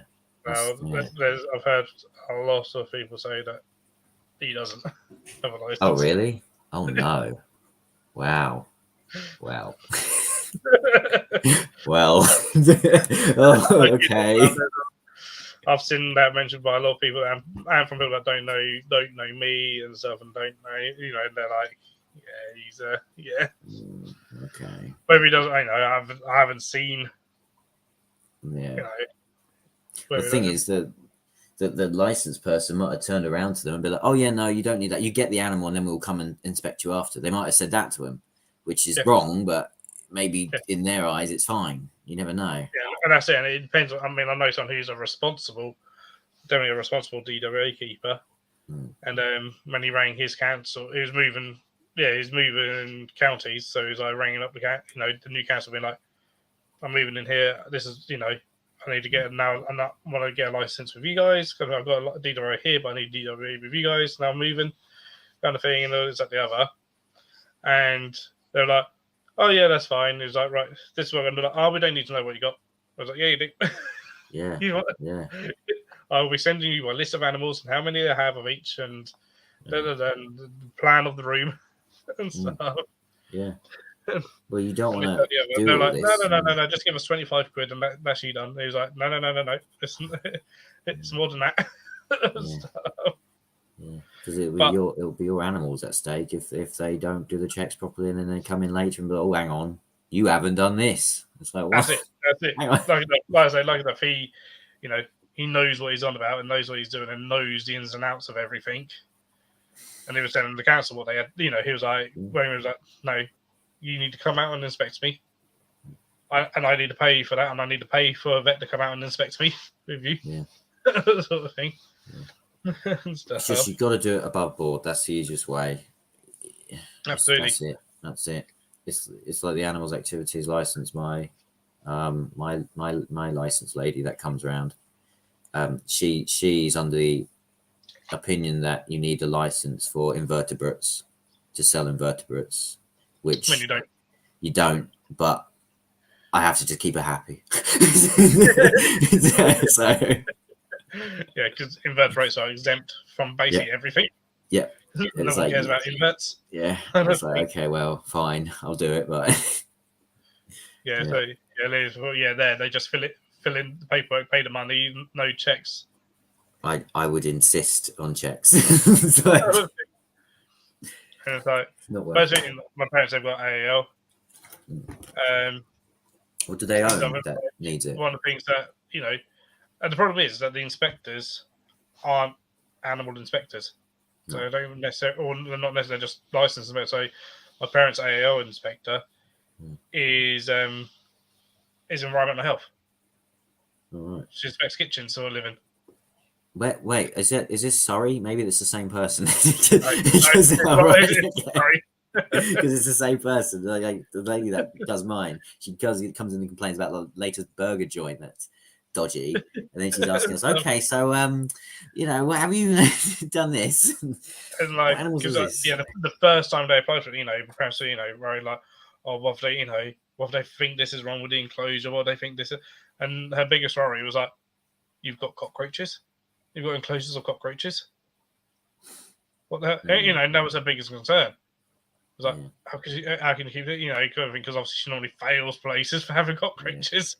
Yeah. And I was like, that's the biggest concern. And they're like, do they do shows then? Is that why they have it? Yeah. They displays and stuff, and parties and things with the animals. So that's why, when AL came in, they got the AL, and that was the biggest thing for some of the shows they do was obviously, how was your AL? I said, how was yours? How was yours? And it was super like hearing everyone's AL stories of one bird of prey center where they turned up and they were scared of birds. So it turned up to the bird of prey center and went, I says a bird of prey, do you keep birds? And they're like, yeah. Like, okay, you're passed. So weird. I'm going. And like, no, you need to come and have a look. No. I'm scared of birds. It's like, well, someone who's not scared of birds needs to come and have a look. Yeah. It's crazy. And again, it all depends on the inspector, on the council. It's like there's so many like regulations for farm stock. So friends of ours that they do it with sort of farm animals. So on their AO inspection, they were like, right, do you have cameras on all your animals when they're in transit and stuff? So like had to install cameras in their truck on every single animal. Yeah. And stuff, which is like that's sort of insane as well. It's just made up stuff. Well, I just get annoyed when I have to do all the, do everything correct, and then I go to another shop down the road and they don't even have them in the animal enclosures labeled. Yep. It's like how is this even happening? Why am I bothering? But here's the thing, like, and it can be the same inspector and inspectors will inspect two different places very differently to each other. Yeah. Sometimes. Yeah. You get the same in the zoo industry. So, when we have license inspections, we will sometimes have like a team of 6+ inspectors inspecting us at once. The exact same team could go to another zoo and inspect them incredibly differently. Kind of thing, because we all talk to each other, so we all discuss things and stuff. Like we came once, we always have our vet in for our zoo inspection, so anything veterinary he can answer. Another thing, and one of them came in and started swabbing the vet room and stuff and even my vet was like, "Why is he swabbing the place?" Like this seems a bit overkill. Another thing, and like swabbing our chopping boards and stuff. And then another zoo not far away from us, theirs was the next day, same inspectors, and we was like, oh, by the way, one of them went around swabbing the place. Didn't even look at their kitchens, their animal factory or anything. They're like, what? Didn't even. So it was like, seriously? Yeah. So, but that's just how it is sometimes, and like it's just and it's the same. I think any kind of licensing thing is just every council interprets it differently to each other, Mm. and then inspectors interpret things differently to each other. So it's sometimes trying to find that balance, sometimes with your own inspector and council, to, how you can work with them. Yeah, we have to. Otherwise, they make it harder. That's it. That's exactly it. And sometimes they might say something that seems absolutely ridiculous. They just go, you know what, I'll do it just because otherwise, it just keeps them happy. Yeah. So I know something like actually was DWA. And when he went, asked for a DWA license, they came and inspected his place, and they're like, well, you got to have, 2 locked doors and stuff. And it was in this industrial unit, and their solution was to put up those like netting enclosures for the garden. Oh yeah. With That was stopping. with the nettings like that for things like little forest cobras and stuff. Yeah. That's snake proof. Well, And it's like Planet Zoo. They've just put an invisible barrier around and sorted. It's done. sort of thing. And it's all that because he showed me, and it's like, what do you think to do? And I'm like, I was like, well, I was wondering about this and what the point of this is. Is like, apparently this is my second locked door. But that was the difference. So he got his DWA because if he put it in, he could have his DWA. If he didn't put it in, he couldn't have his DWA. Yeah. So he's like, well, I'll put it in. It's stupid because if anything gets out, it's getting straight out of this. I don't think ain't going to contain anything. That's the thing, but that's what you have to do. It's crazy. Snapping turtles are not DWA, no. No, they're not. No, as much as some certain turtle rescues claim they are not. They are not. Although really, I think Germany aren't allowed to keep snapping turtles. What are they under the invasive? Might be. I remember. What was it? Christoph? He used to come to like the Donny shows from Germany with all the various turtles and tortoises. Oh yes. And stuff. I'm sure it's from Germany. I like Greg. And I remember someone asking him, actually, like, we've got any snappers? He was like, no, they're banned in Germany. And they went, what? Well, you can keep venomous snakes without a license, but you can't keep a snapping turtle. I was like, yep. Like, you got no license for venomous, but snapping turtles are illegal. Like, yeah, can't keep them. Like, okay, that's a bit weird. So probably is maybe like, invasive or something. Yeah. I mean, you can't keep a 4-foot Cuvier's dwarf caiman without a license, but you can get a crocodile monitor that can tear you to shreds. Doesn't mean you should get a license for a croc monitor. I think you should just be able to get Cuvier's, no problem, no hassle. Take it for walkies down the park, take it to the park, be great. I think about it, their Cuvier's, the damage it's going to do to you is as much, A Taggy could do worse. I reckon. Probably. Yeah. Compared to, I've got a pair of Cuvier's in work, and yeah. Right. But you have to do all the protocols. You can't jump in there with them, or, I imagine you have to probably use tongs to feed them, or double lock doors and everything like that. But otherwise, there's not a huge amount that we class them as Cat 1, so it means only trained staff can go in there with them, because if it's doing actually anything in the enclosure, we're in there with them. Yeah. But they'd rather be the opposite end of the enclosure to us, so yeah. The only time they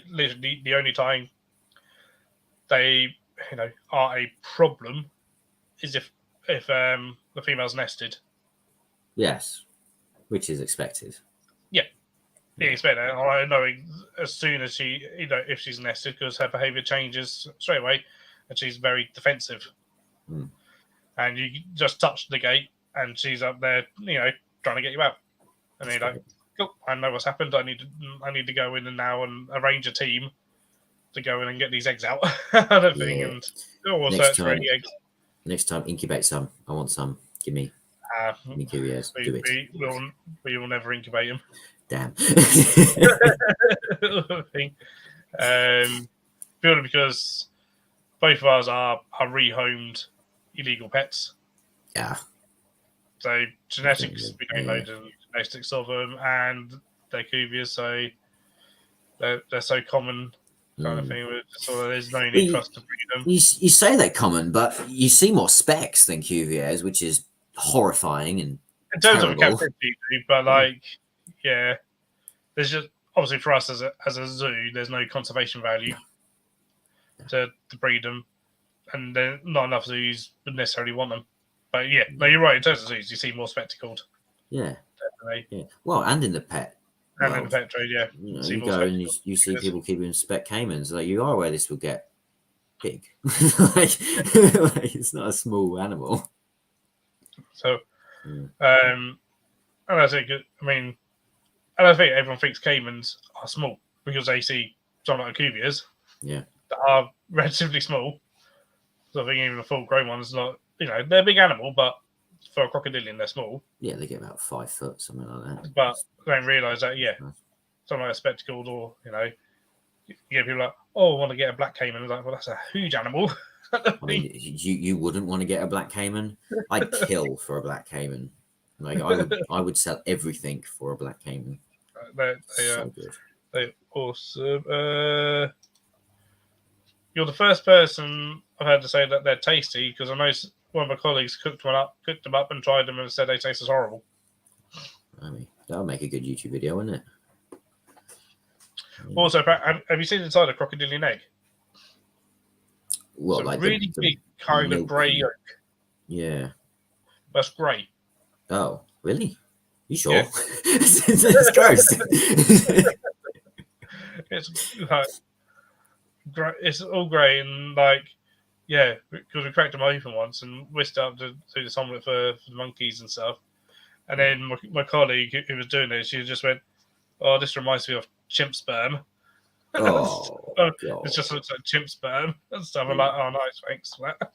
That's nice. Stuff.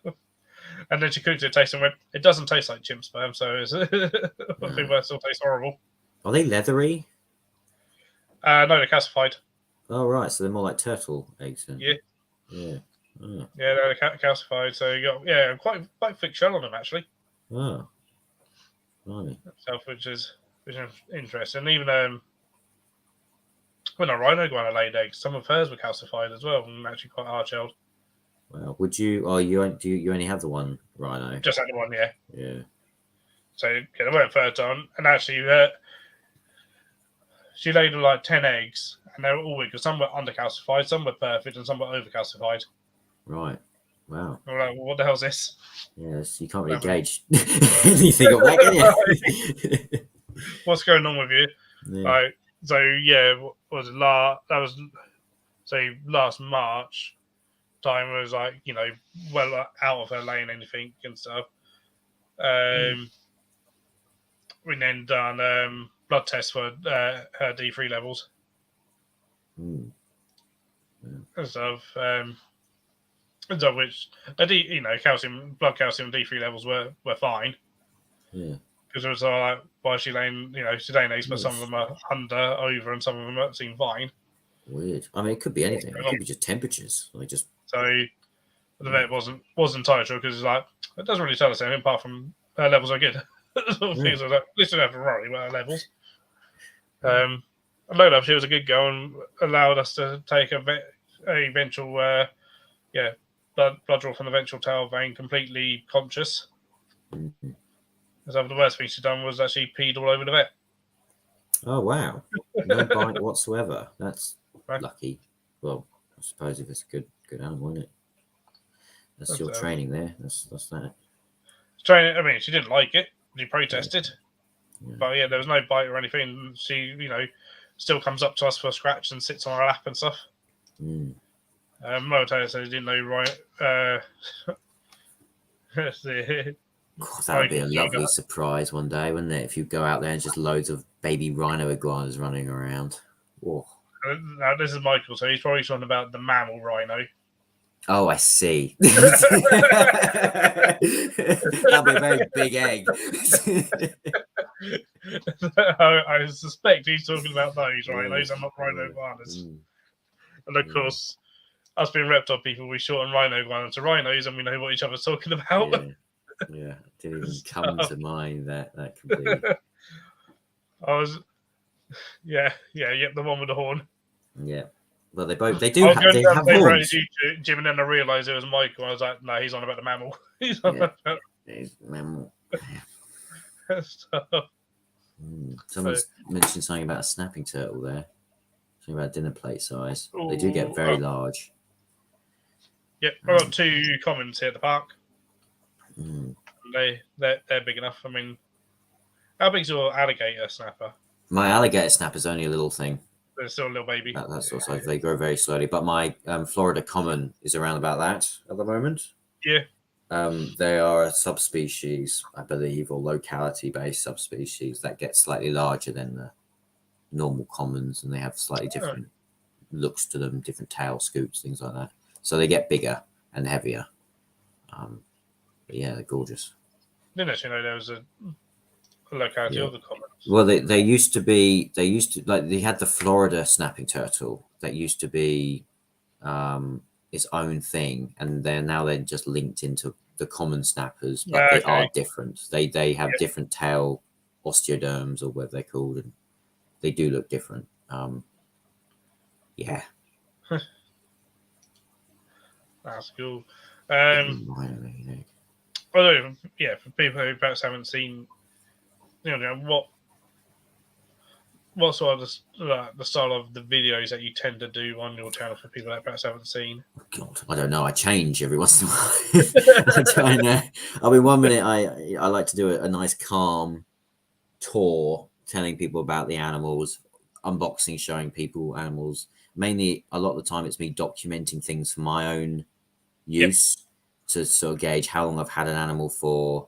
I record it just in case it arrives in poor condition, so I can have a bit of evidence, just show people my experience, and then say like the Christmas video, have a bit of fun, It's where did that outfit come from? Oh, it was a kid's outfit, right? It didn't fit. It was like, what the hell? Yeah, everyone go and watch Tim's Christmas video because you'll see what I mean of the gingerbread man outfit and having to hide your bulge up. Yes, I had to stuff things down there to like. It was very. The outline was too. So I had to. Yeah. So, you just put some photos over and stuff. It was just a bit too much while editing, so I had to just put something there. So it was. Although it was like saw the outfit in the thumbnail. It was also kind of unexpected. Stuff. Yes. Like, what the hell's happening? Yeah, I think if I'm not mistaken, that one I didn't actually make a thumbnail. I was going to, but then I uploaded it and it came up with a recommended. Oh, I was like, oh yeah, that works. Yeah.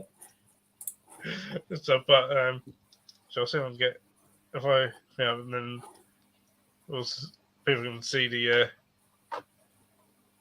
Yes, if you want the uncensored, unpadded version, that will be over on my OnlyFans, Jim's Nighttime Jungle. So. I'm good. Yeah, I was like, oh my god, what's going on here? Yeah. Oh. That's the problem now. Now you do the hover thing, it starts playing the video, and you're like, no, I wanted to hover. Oh. Oh, there we go.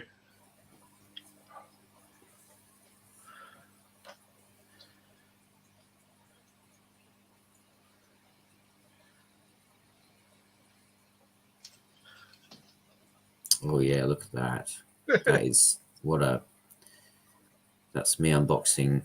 I believe that's the vinegaroon. Yeah, I think it is, isn't it? Yeah. I was like, I sniff it to see. I'm not. It's just, when you came out, I was like, I mean, it's a brilliant outfit. So it makes the video very memorable. Yes. Yeah. Well, it's a bit of fun, and then my friend Steve, Live the Real World, he did the other video where I sent him some stuff, and he did his own thing as well. So if you found my one enjoyable, his probably is quite fun as well. Not as good because I'm not in it, obviously. Yeah, because you sent each other basically a mystery box that you chose the animals in it. Yeah, we basically bought each other stuff from the spider shop, which hindsight we should have found another place to buy them from, because it took a bit of time and they were a bit small, a bit of a nightmare getting hold of them. But we sent, I think it's worked out to be like £100, but over £100 now to do it, which was a bit unexpected, but it is what it is. That's made Leo question their sanity. Yeah. Leo, watch the video. You'll love the video. So well, there's Steve there, Live the Real World. He wants to do another one next year, I think. No. Yeah. Nice. That'll be fun. Sure. What is it? £200, £300? By the time the rate limit and all these animals are going up in price, it'll have to be like £1,000 to make it worthwhile. And what are you going to get? Well, yeah, you'll just get like an LP for that. Yeah. Here is a stick insect. Here's a McClay stick insect. Oh, I have purchased some eggs from eBay.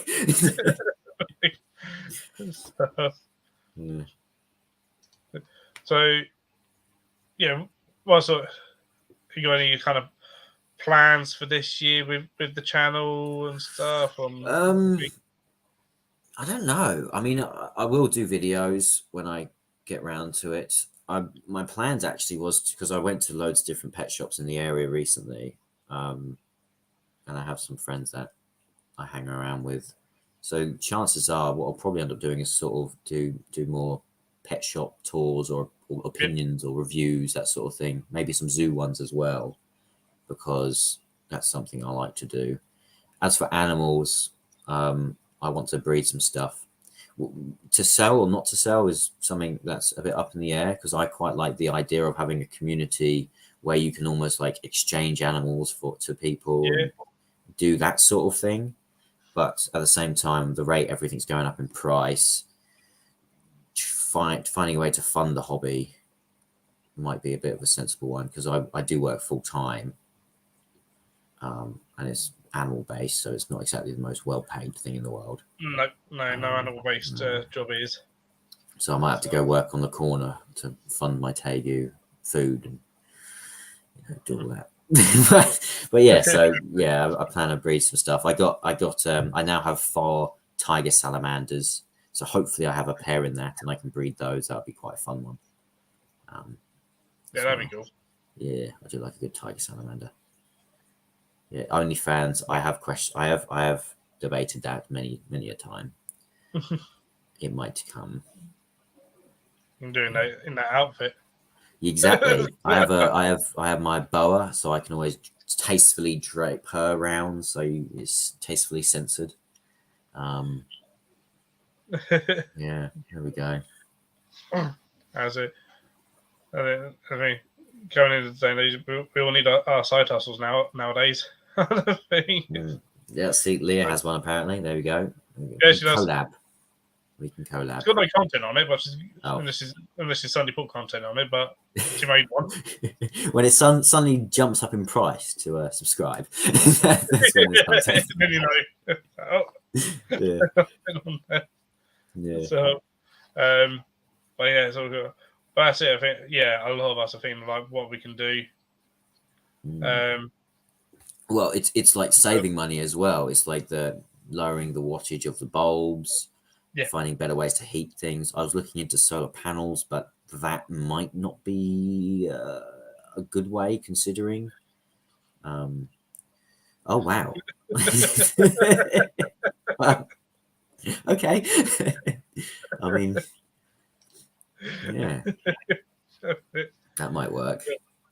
But it's like with me, like go to a lot of shows. I'm like now going into like potentially doing more selling myself at some of the shows, and I'm going to stand at shows. and stuff with the inverts and stuff, and even like other things, and doing like consultancy work, which I've done today. That sounds awesome. To be fair, that's and that came because they say they got set up with reptiles, but none of them are really reptile people, and so their vets kind of said, this needs improvement. I won't say where it is or anything, but I don't know. It's not horrendous. I've certainly seen a lot worse at places. No. So it's just little tweaks sometimes, but and it's the fact they reached out to you to do that as reached well. out is a good thing. They reached out, to my work for my details and asked if I could go over, and I was like, yeah, I'll come over and give my opinions on things and stuff, and saw what their vet had said and stuff, and was like, yep, I agree with this kind of thing, and right, get this, don't get this thing. Yeah. So where it's like, well, you need to spend some more money on the lighting here, but you can save money on your substrates if you use this instead. Yeah. Yeah. And stuff, That's some good stuff. Or like, well, you can save money by not buying these branches, but going outside and chopping down some branches. Well, yeah. Yeah. I don't understand. I mean, I do like a good bit of cork bark, but I mean, I've got ash trees and hazel trees and perfect. Yeah, is it hazel trees? Yeah, I think so. You just go out there, lop a tree down, it's all done. That's it. So,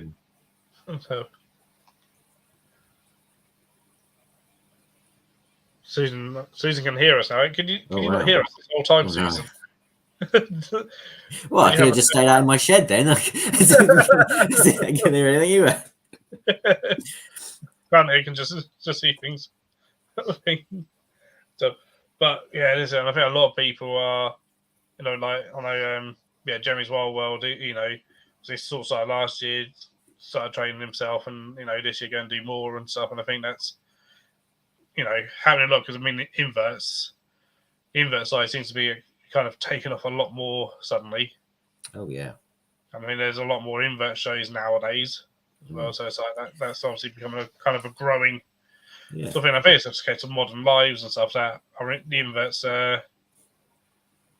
They're easier accessible, and they're you can keep more of them.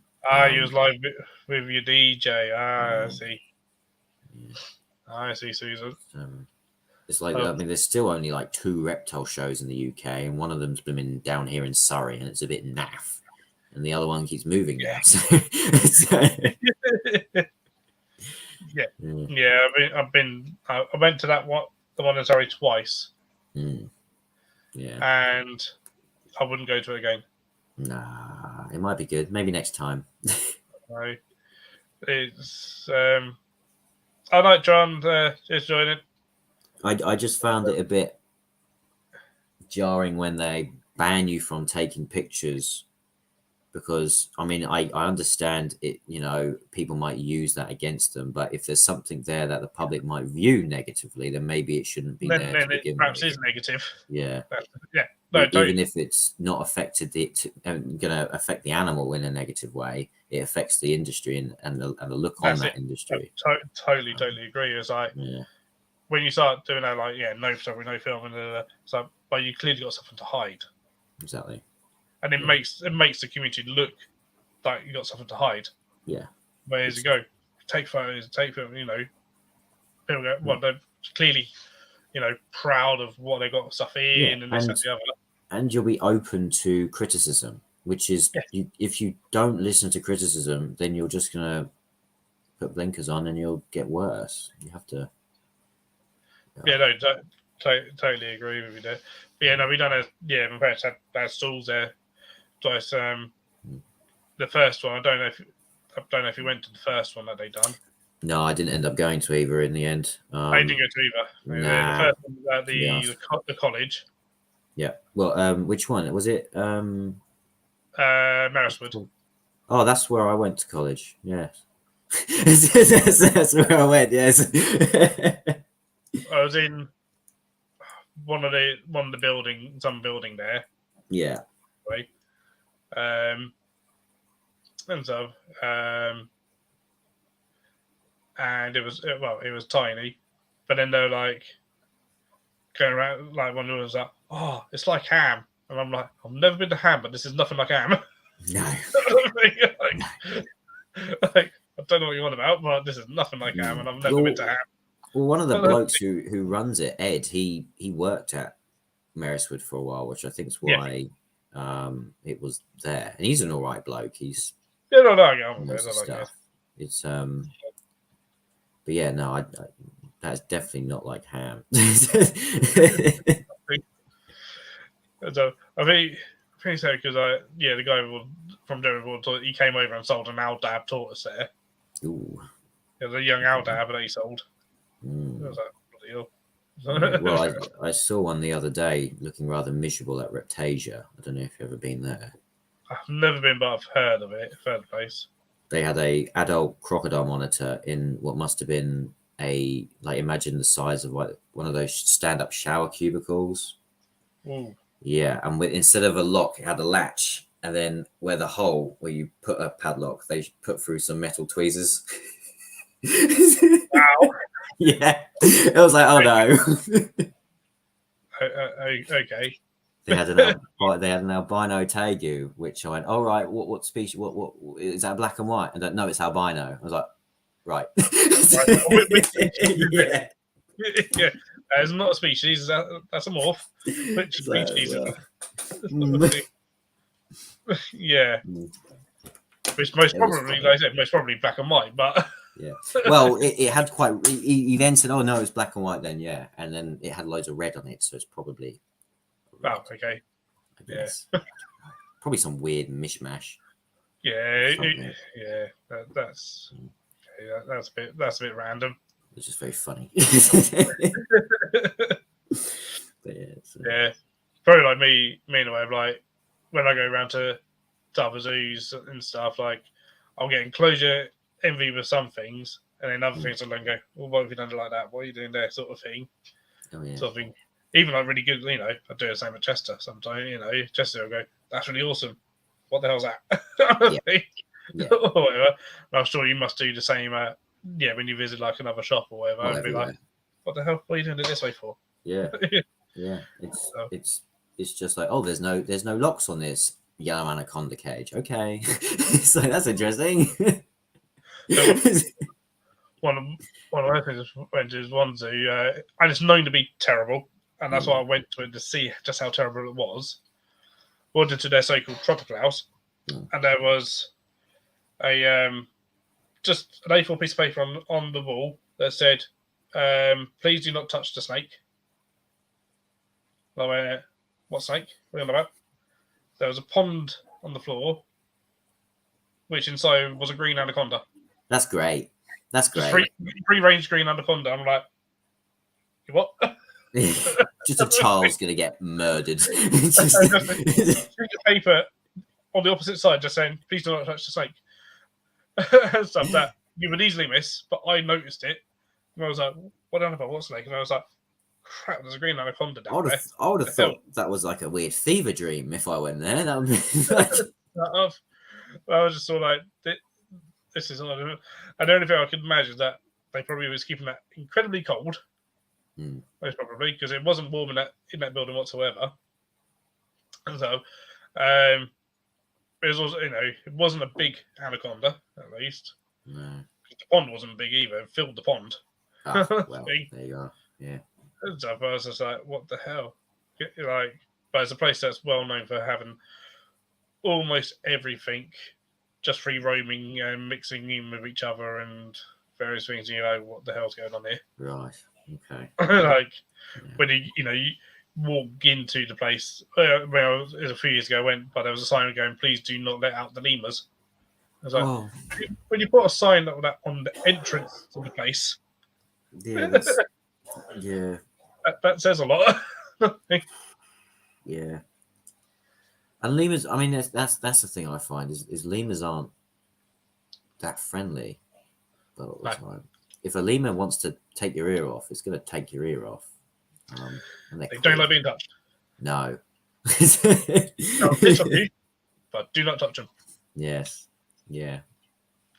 I used to work with there was two pairs of lemurs, and I can't remember which way it is, but there's a hierarchy where one of them, like it might be the male is more dominant than the female. Females are normally the dominant. Females, It's normally one of female led, them, yeah, normally one of them reach was out. like that. So you had to feed the female first, and then the other pair, the male for some reason was more dominant than the female, and you have to like awful, shocking, and yeah, these little spurs on their arms. And, Yeah, they're lovely to look at, but yeah, I don't really work with them myself. I stick no, with my reptiles and stuff. yeah, reptiles are way more fun.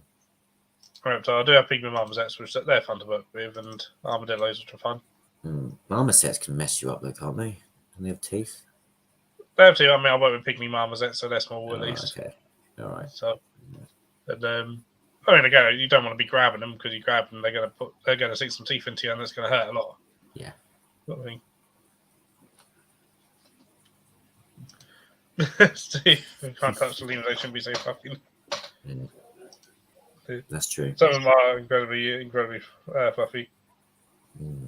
So, anyway, does anyone else in chat have any questions for Jim? We'll probably wrap up at past. Yeah. Probably.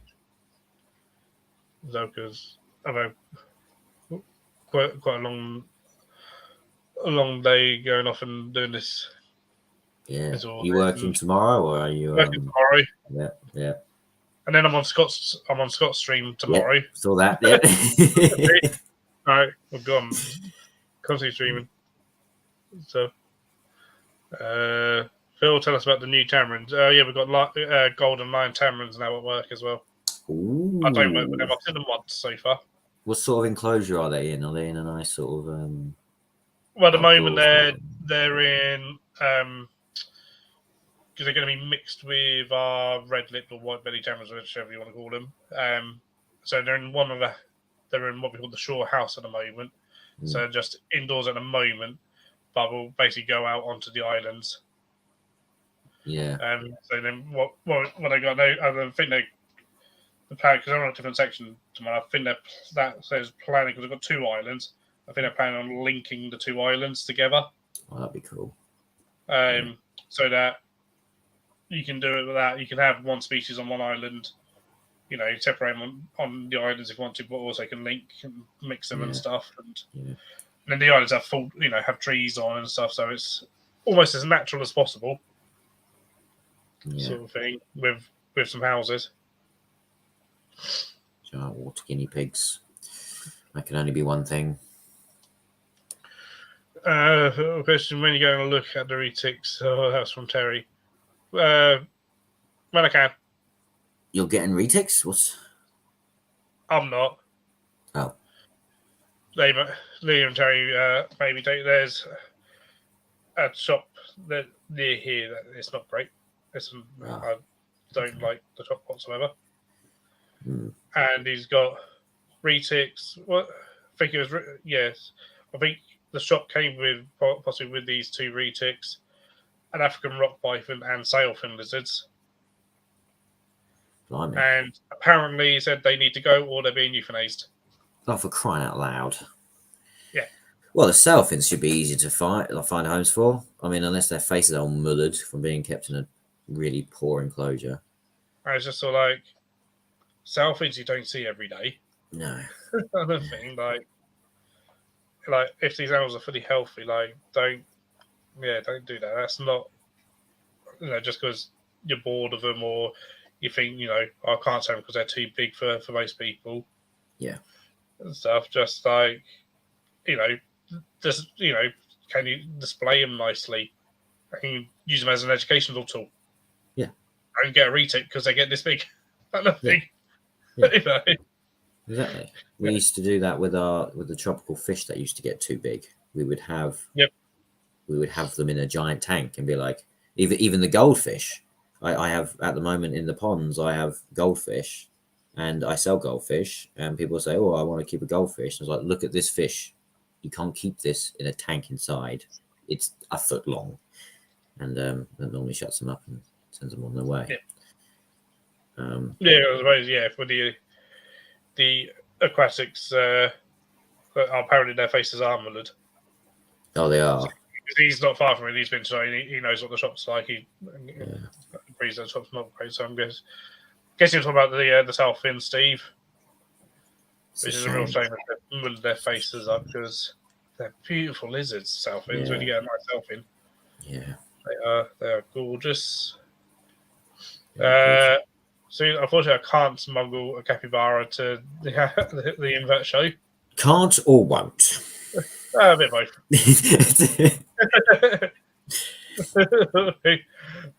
I don't think it would end well putting a capybara in. Well, not even in person, my dad's van. Michael, the babies are doing well. Most of the family of the capybaras are doing well. I don't know if you heard about Jinx, though. Basically, the mum of them all. We unfortunately had to put her down just before New Year's. Oh, that's a shame. She had pancreatitis. That's a shame. So, yeah, seafood to arthritic. They say yeah, totally. Well, I mean, if you keep a mainland retic in a 2-foot viv, it only grows to the size of the viv, so you're right. Oh, bleeding lip from jumping out of the glass. It's probably got no teeth left. Probably got gout and awful. Shame. Yeah, that doesn't sound good. Go and put us up, but you don't have to answer this if you don't want to. I don't know if you talk about your shop.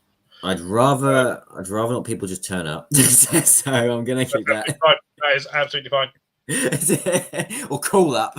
There's the main one because I've had people muck around and do their thing, but it's that is absolutely fine.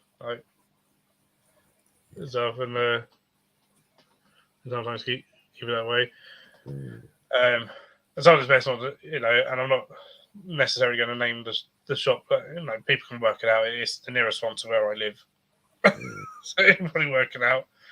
It's named after the nearest city. That should really give it away. Nice.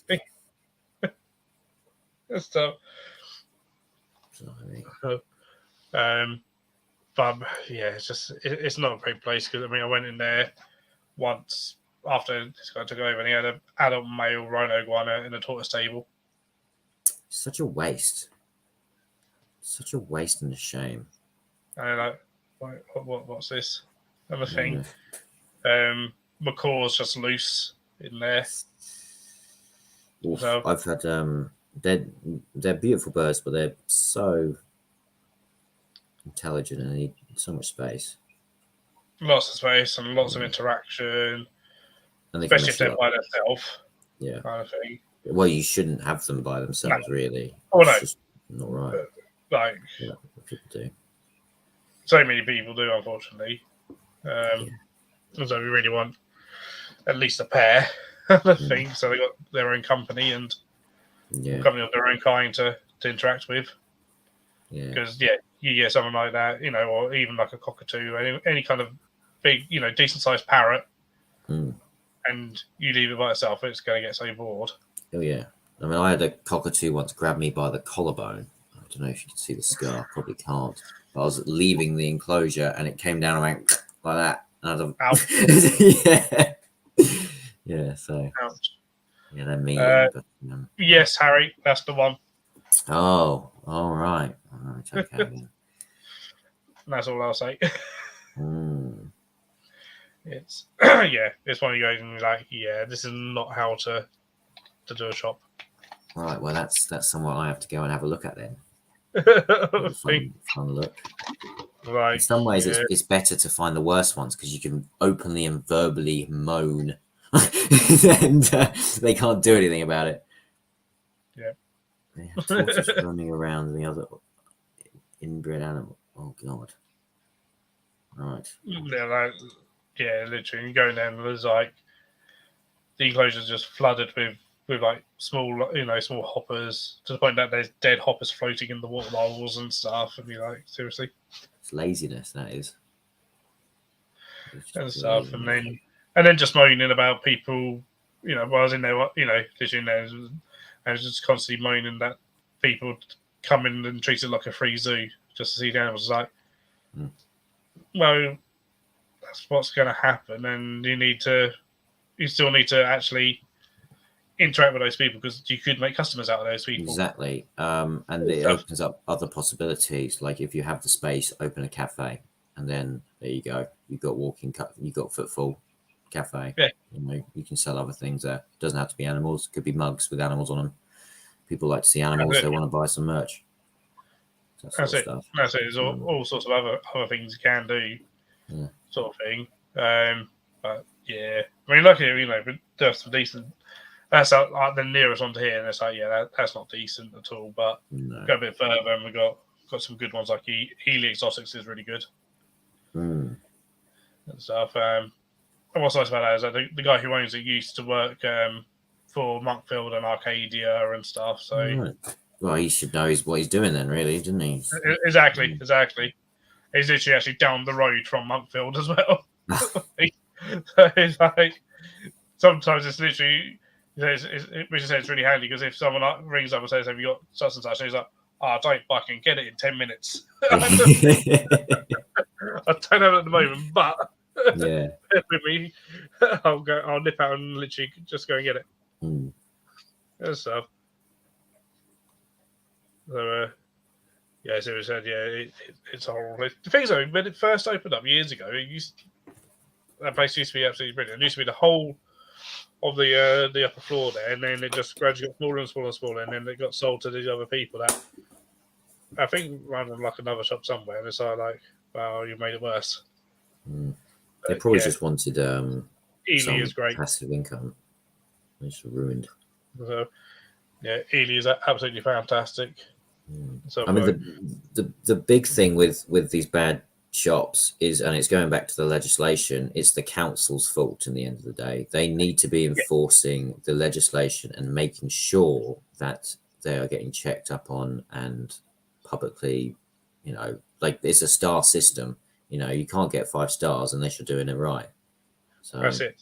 Sort of, but it all depends on the inspector and what they're inspecting and what they think. Yeah. And stuff.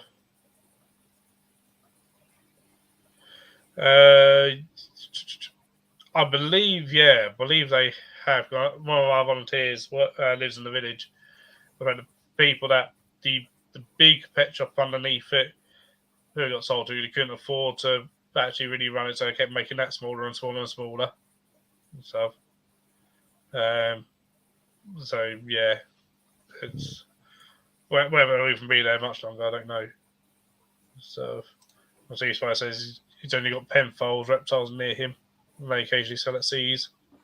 Oh, Steve, Live the Real World just put Emsworth Reptiles in Portsmouth. We went there the other day after Reptasia and Grange, which is also a very nice one. Am I thinking that they've got a croc monitor? They do. They have a pair in a really nice enclosure, and then they have a load of Cyclura species as well. Oh, nice. I'm pretty sure it's them that I've seen pictures of where like the guys basically in the pond. Yeah. Where they've got like a pond and a waterfall or something, and it basically looks like a zoo style enclosure. It is. When we went in there, we're like, oh wow, there we go. That's nice. That's so much nicer. Perfect. And it's also the staff are very friendly. Them and Grange Reptiles, both of those, their staff are very friendly compared to the other ones where they sort of like look at you from a distance. So how dare you look at our animals and openly say it's rubbish. But, So that's really, really cool. And then Matt says he's got Cold-Blooded and Bug Hut, which is also a reptile hut. I've never been there. I've heard of it. They're Essex Way. I wouldn't mind going up to is it Snakes and Adders? Yeah, Jazz. Yeah, I've heard good things about them. I went to Global Geckos, which I've heard good things about. It was all right. It wasn't amazing, but it was all right. And don't know if you know, Chaz has actually started up a podcast series No way. It's on YouTube called Trade Time, where he's like interviewing 2 episodes so far, interviewing other shop owners and stuff. Oh, that'll be good to watch. I'll have to find that. So he's had Peculiar Pets on, and then the last one was Sliver and Reptiles. Okay. Blimey. So, it's all about going into the ins and outs of running a shop and stuff, and how it goes in and then he said, I think he wants to get some of the manufacturers on at some point, and the wholesalers on and stuff if he can. Yeah, well, he has a really big presence, I find, in the community now. Yeah, he does. He pushes a lot of stuff, which is going, and pushes that whole, that shops can work together kind of thing. Should why be enemies? We can help each other out and support each other. And stuff, which is great. Susan's put Crystal Palace Reptiles isn't bad. It's so overpriced where inverts are concerned. Most of the time when it comes to inverts is because they're getting them from places like some of the suppliers that get them from the spider shop. So they're marked up spider shop prices. That's why. And you also get you see the wholesale list from the reptile wholesalers, and he's it's marked up. So it's gone marked up a few times by the time it's got to the shop. Yeah, and a lot of the time it's not like when you see these, but like say I don't know, just some generic Asian forest scorpion species that's not listed as anything in particular, and it's like 20 quid. That's expensive, considering you can get one for about 15. But the shop's probably only making a couple quid on that. Yeah, it's not a greed thing. It's just purely they have to provide it to fill in that sort of niche, and hope for the best. Oh yeah, but you definitely get sometimes some. Well, it was you that said, you sent me a screenshot of somewhere that had an Asian for was it for 50 quid or something? It was 100 quid, I think, wasn't it?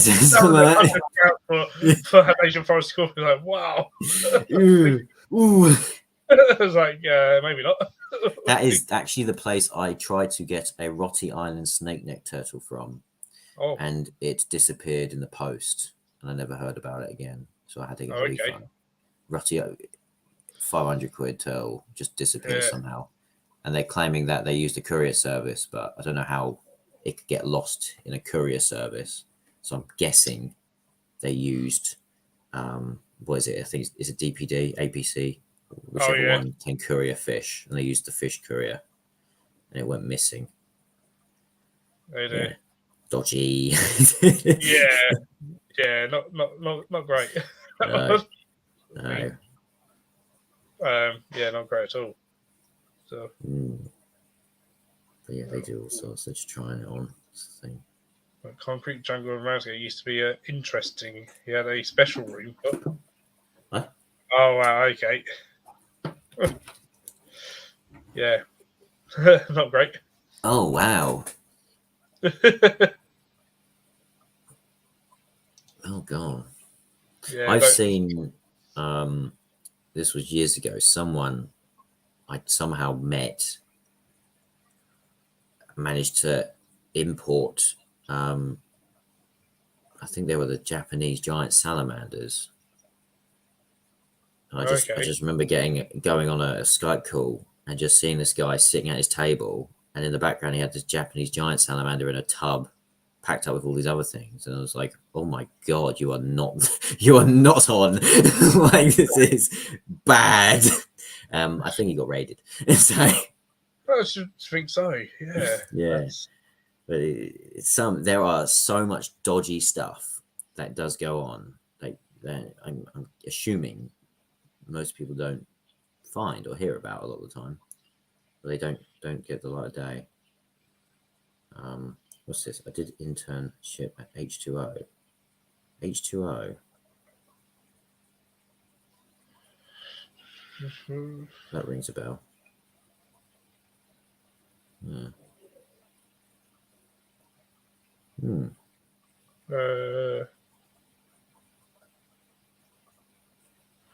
I mean, you were talking about, so it's been here.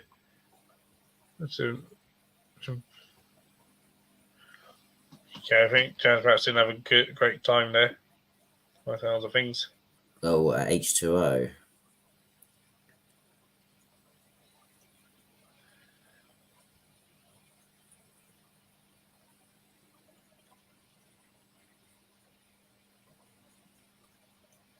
Oh, right. Fair enough. Fair enough. Okay. Right, Michael. Yeah, we'll probably start closing down now. So, I do. It's been fantastic having you on. Yes, thank you for having me. Yeah. Hopefully, everyone that has them will go over to the channel and check out some of your videos and stuff and see the animals that you got. Sorry, I weren't able to really see many of the animals, but yeah, sorry. but these things happen. Yeah. So just means we'll have to have you on again at some point, and hopefully it'll work another time, and we can definitely perhaps definitely. see some stuff. Yes, get a nice tour. That's it. And see, how you set up, do the setups and stuff. I think that's something that, always interests people. Yes. Always interested in, how people do their setups because, you always learn something new from someone else, how they do it, from someone, what they use and stuff. Even down just, in terms of like the substrate and stuff. Oh, yeah. I mean, it always changes. The thing is that's you always it. see other people, and then it's like eventually you get this big mishmash of ideas that you found and do your own thing. And it's okay. This field for me, it's ever evolving and never standing still. And it's, you do something and start right. Can I improve this even more? Can I improve this even more? Yeah. So, what's next? For me, it's never a point that I step back from an enclosure and go, that's done. I don't have to improve that anymore. Oh, no. Normally it's, that's quite big. Well, it's not big enough now, Got to expand it that way. Go up. Go That's down. it. Yeah. Yes. Okay. All right. Well, thanks everyone for joining. Thanks again, Jim. That's all right. So, I'm sure you'll know, but I'll be on Scott's Live tomorrow. So I'll be, be the other way around. I'll be the one having the questions after. It's been 6 months since I was last on Scott's stream. No, really? Yes. Yeah. Oh my God, he's lying to you. No way. There was 6 months ago when I was, apart from not including open mic nights kind of thing, but just and then me as the guest, it was like, no, it can't be that long, surely. It doesn't feel that long. No. It was awesome there. But everyone go and check Jim out. Both on YouTube and Instagram. Do you do TikTok? I do a bit, but I haven't been doing it recently. I haven't really been on there recently myself. Yeah. But I've been concentrating on sort of YouTube mainly. So get me to that point. But thanks everyone for watching, and I'll probably see you all tomorrow night. Right. See ya. Bye, Rob. Bye.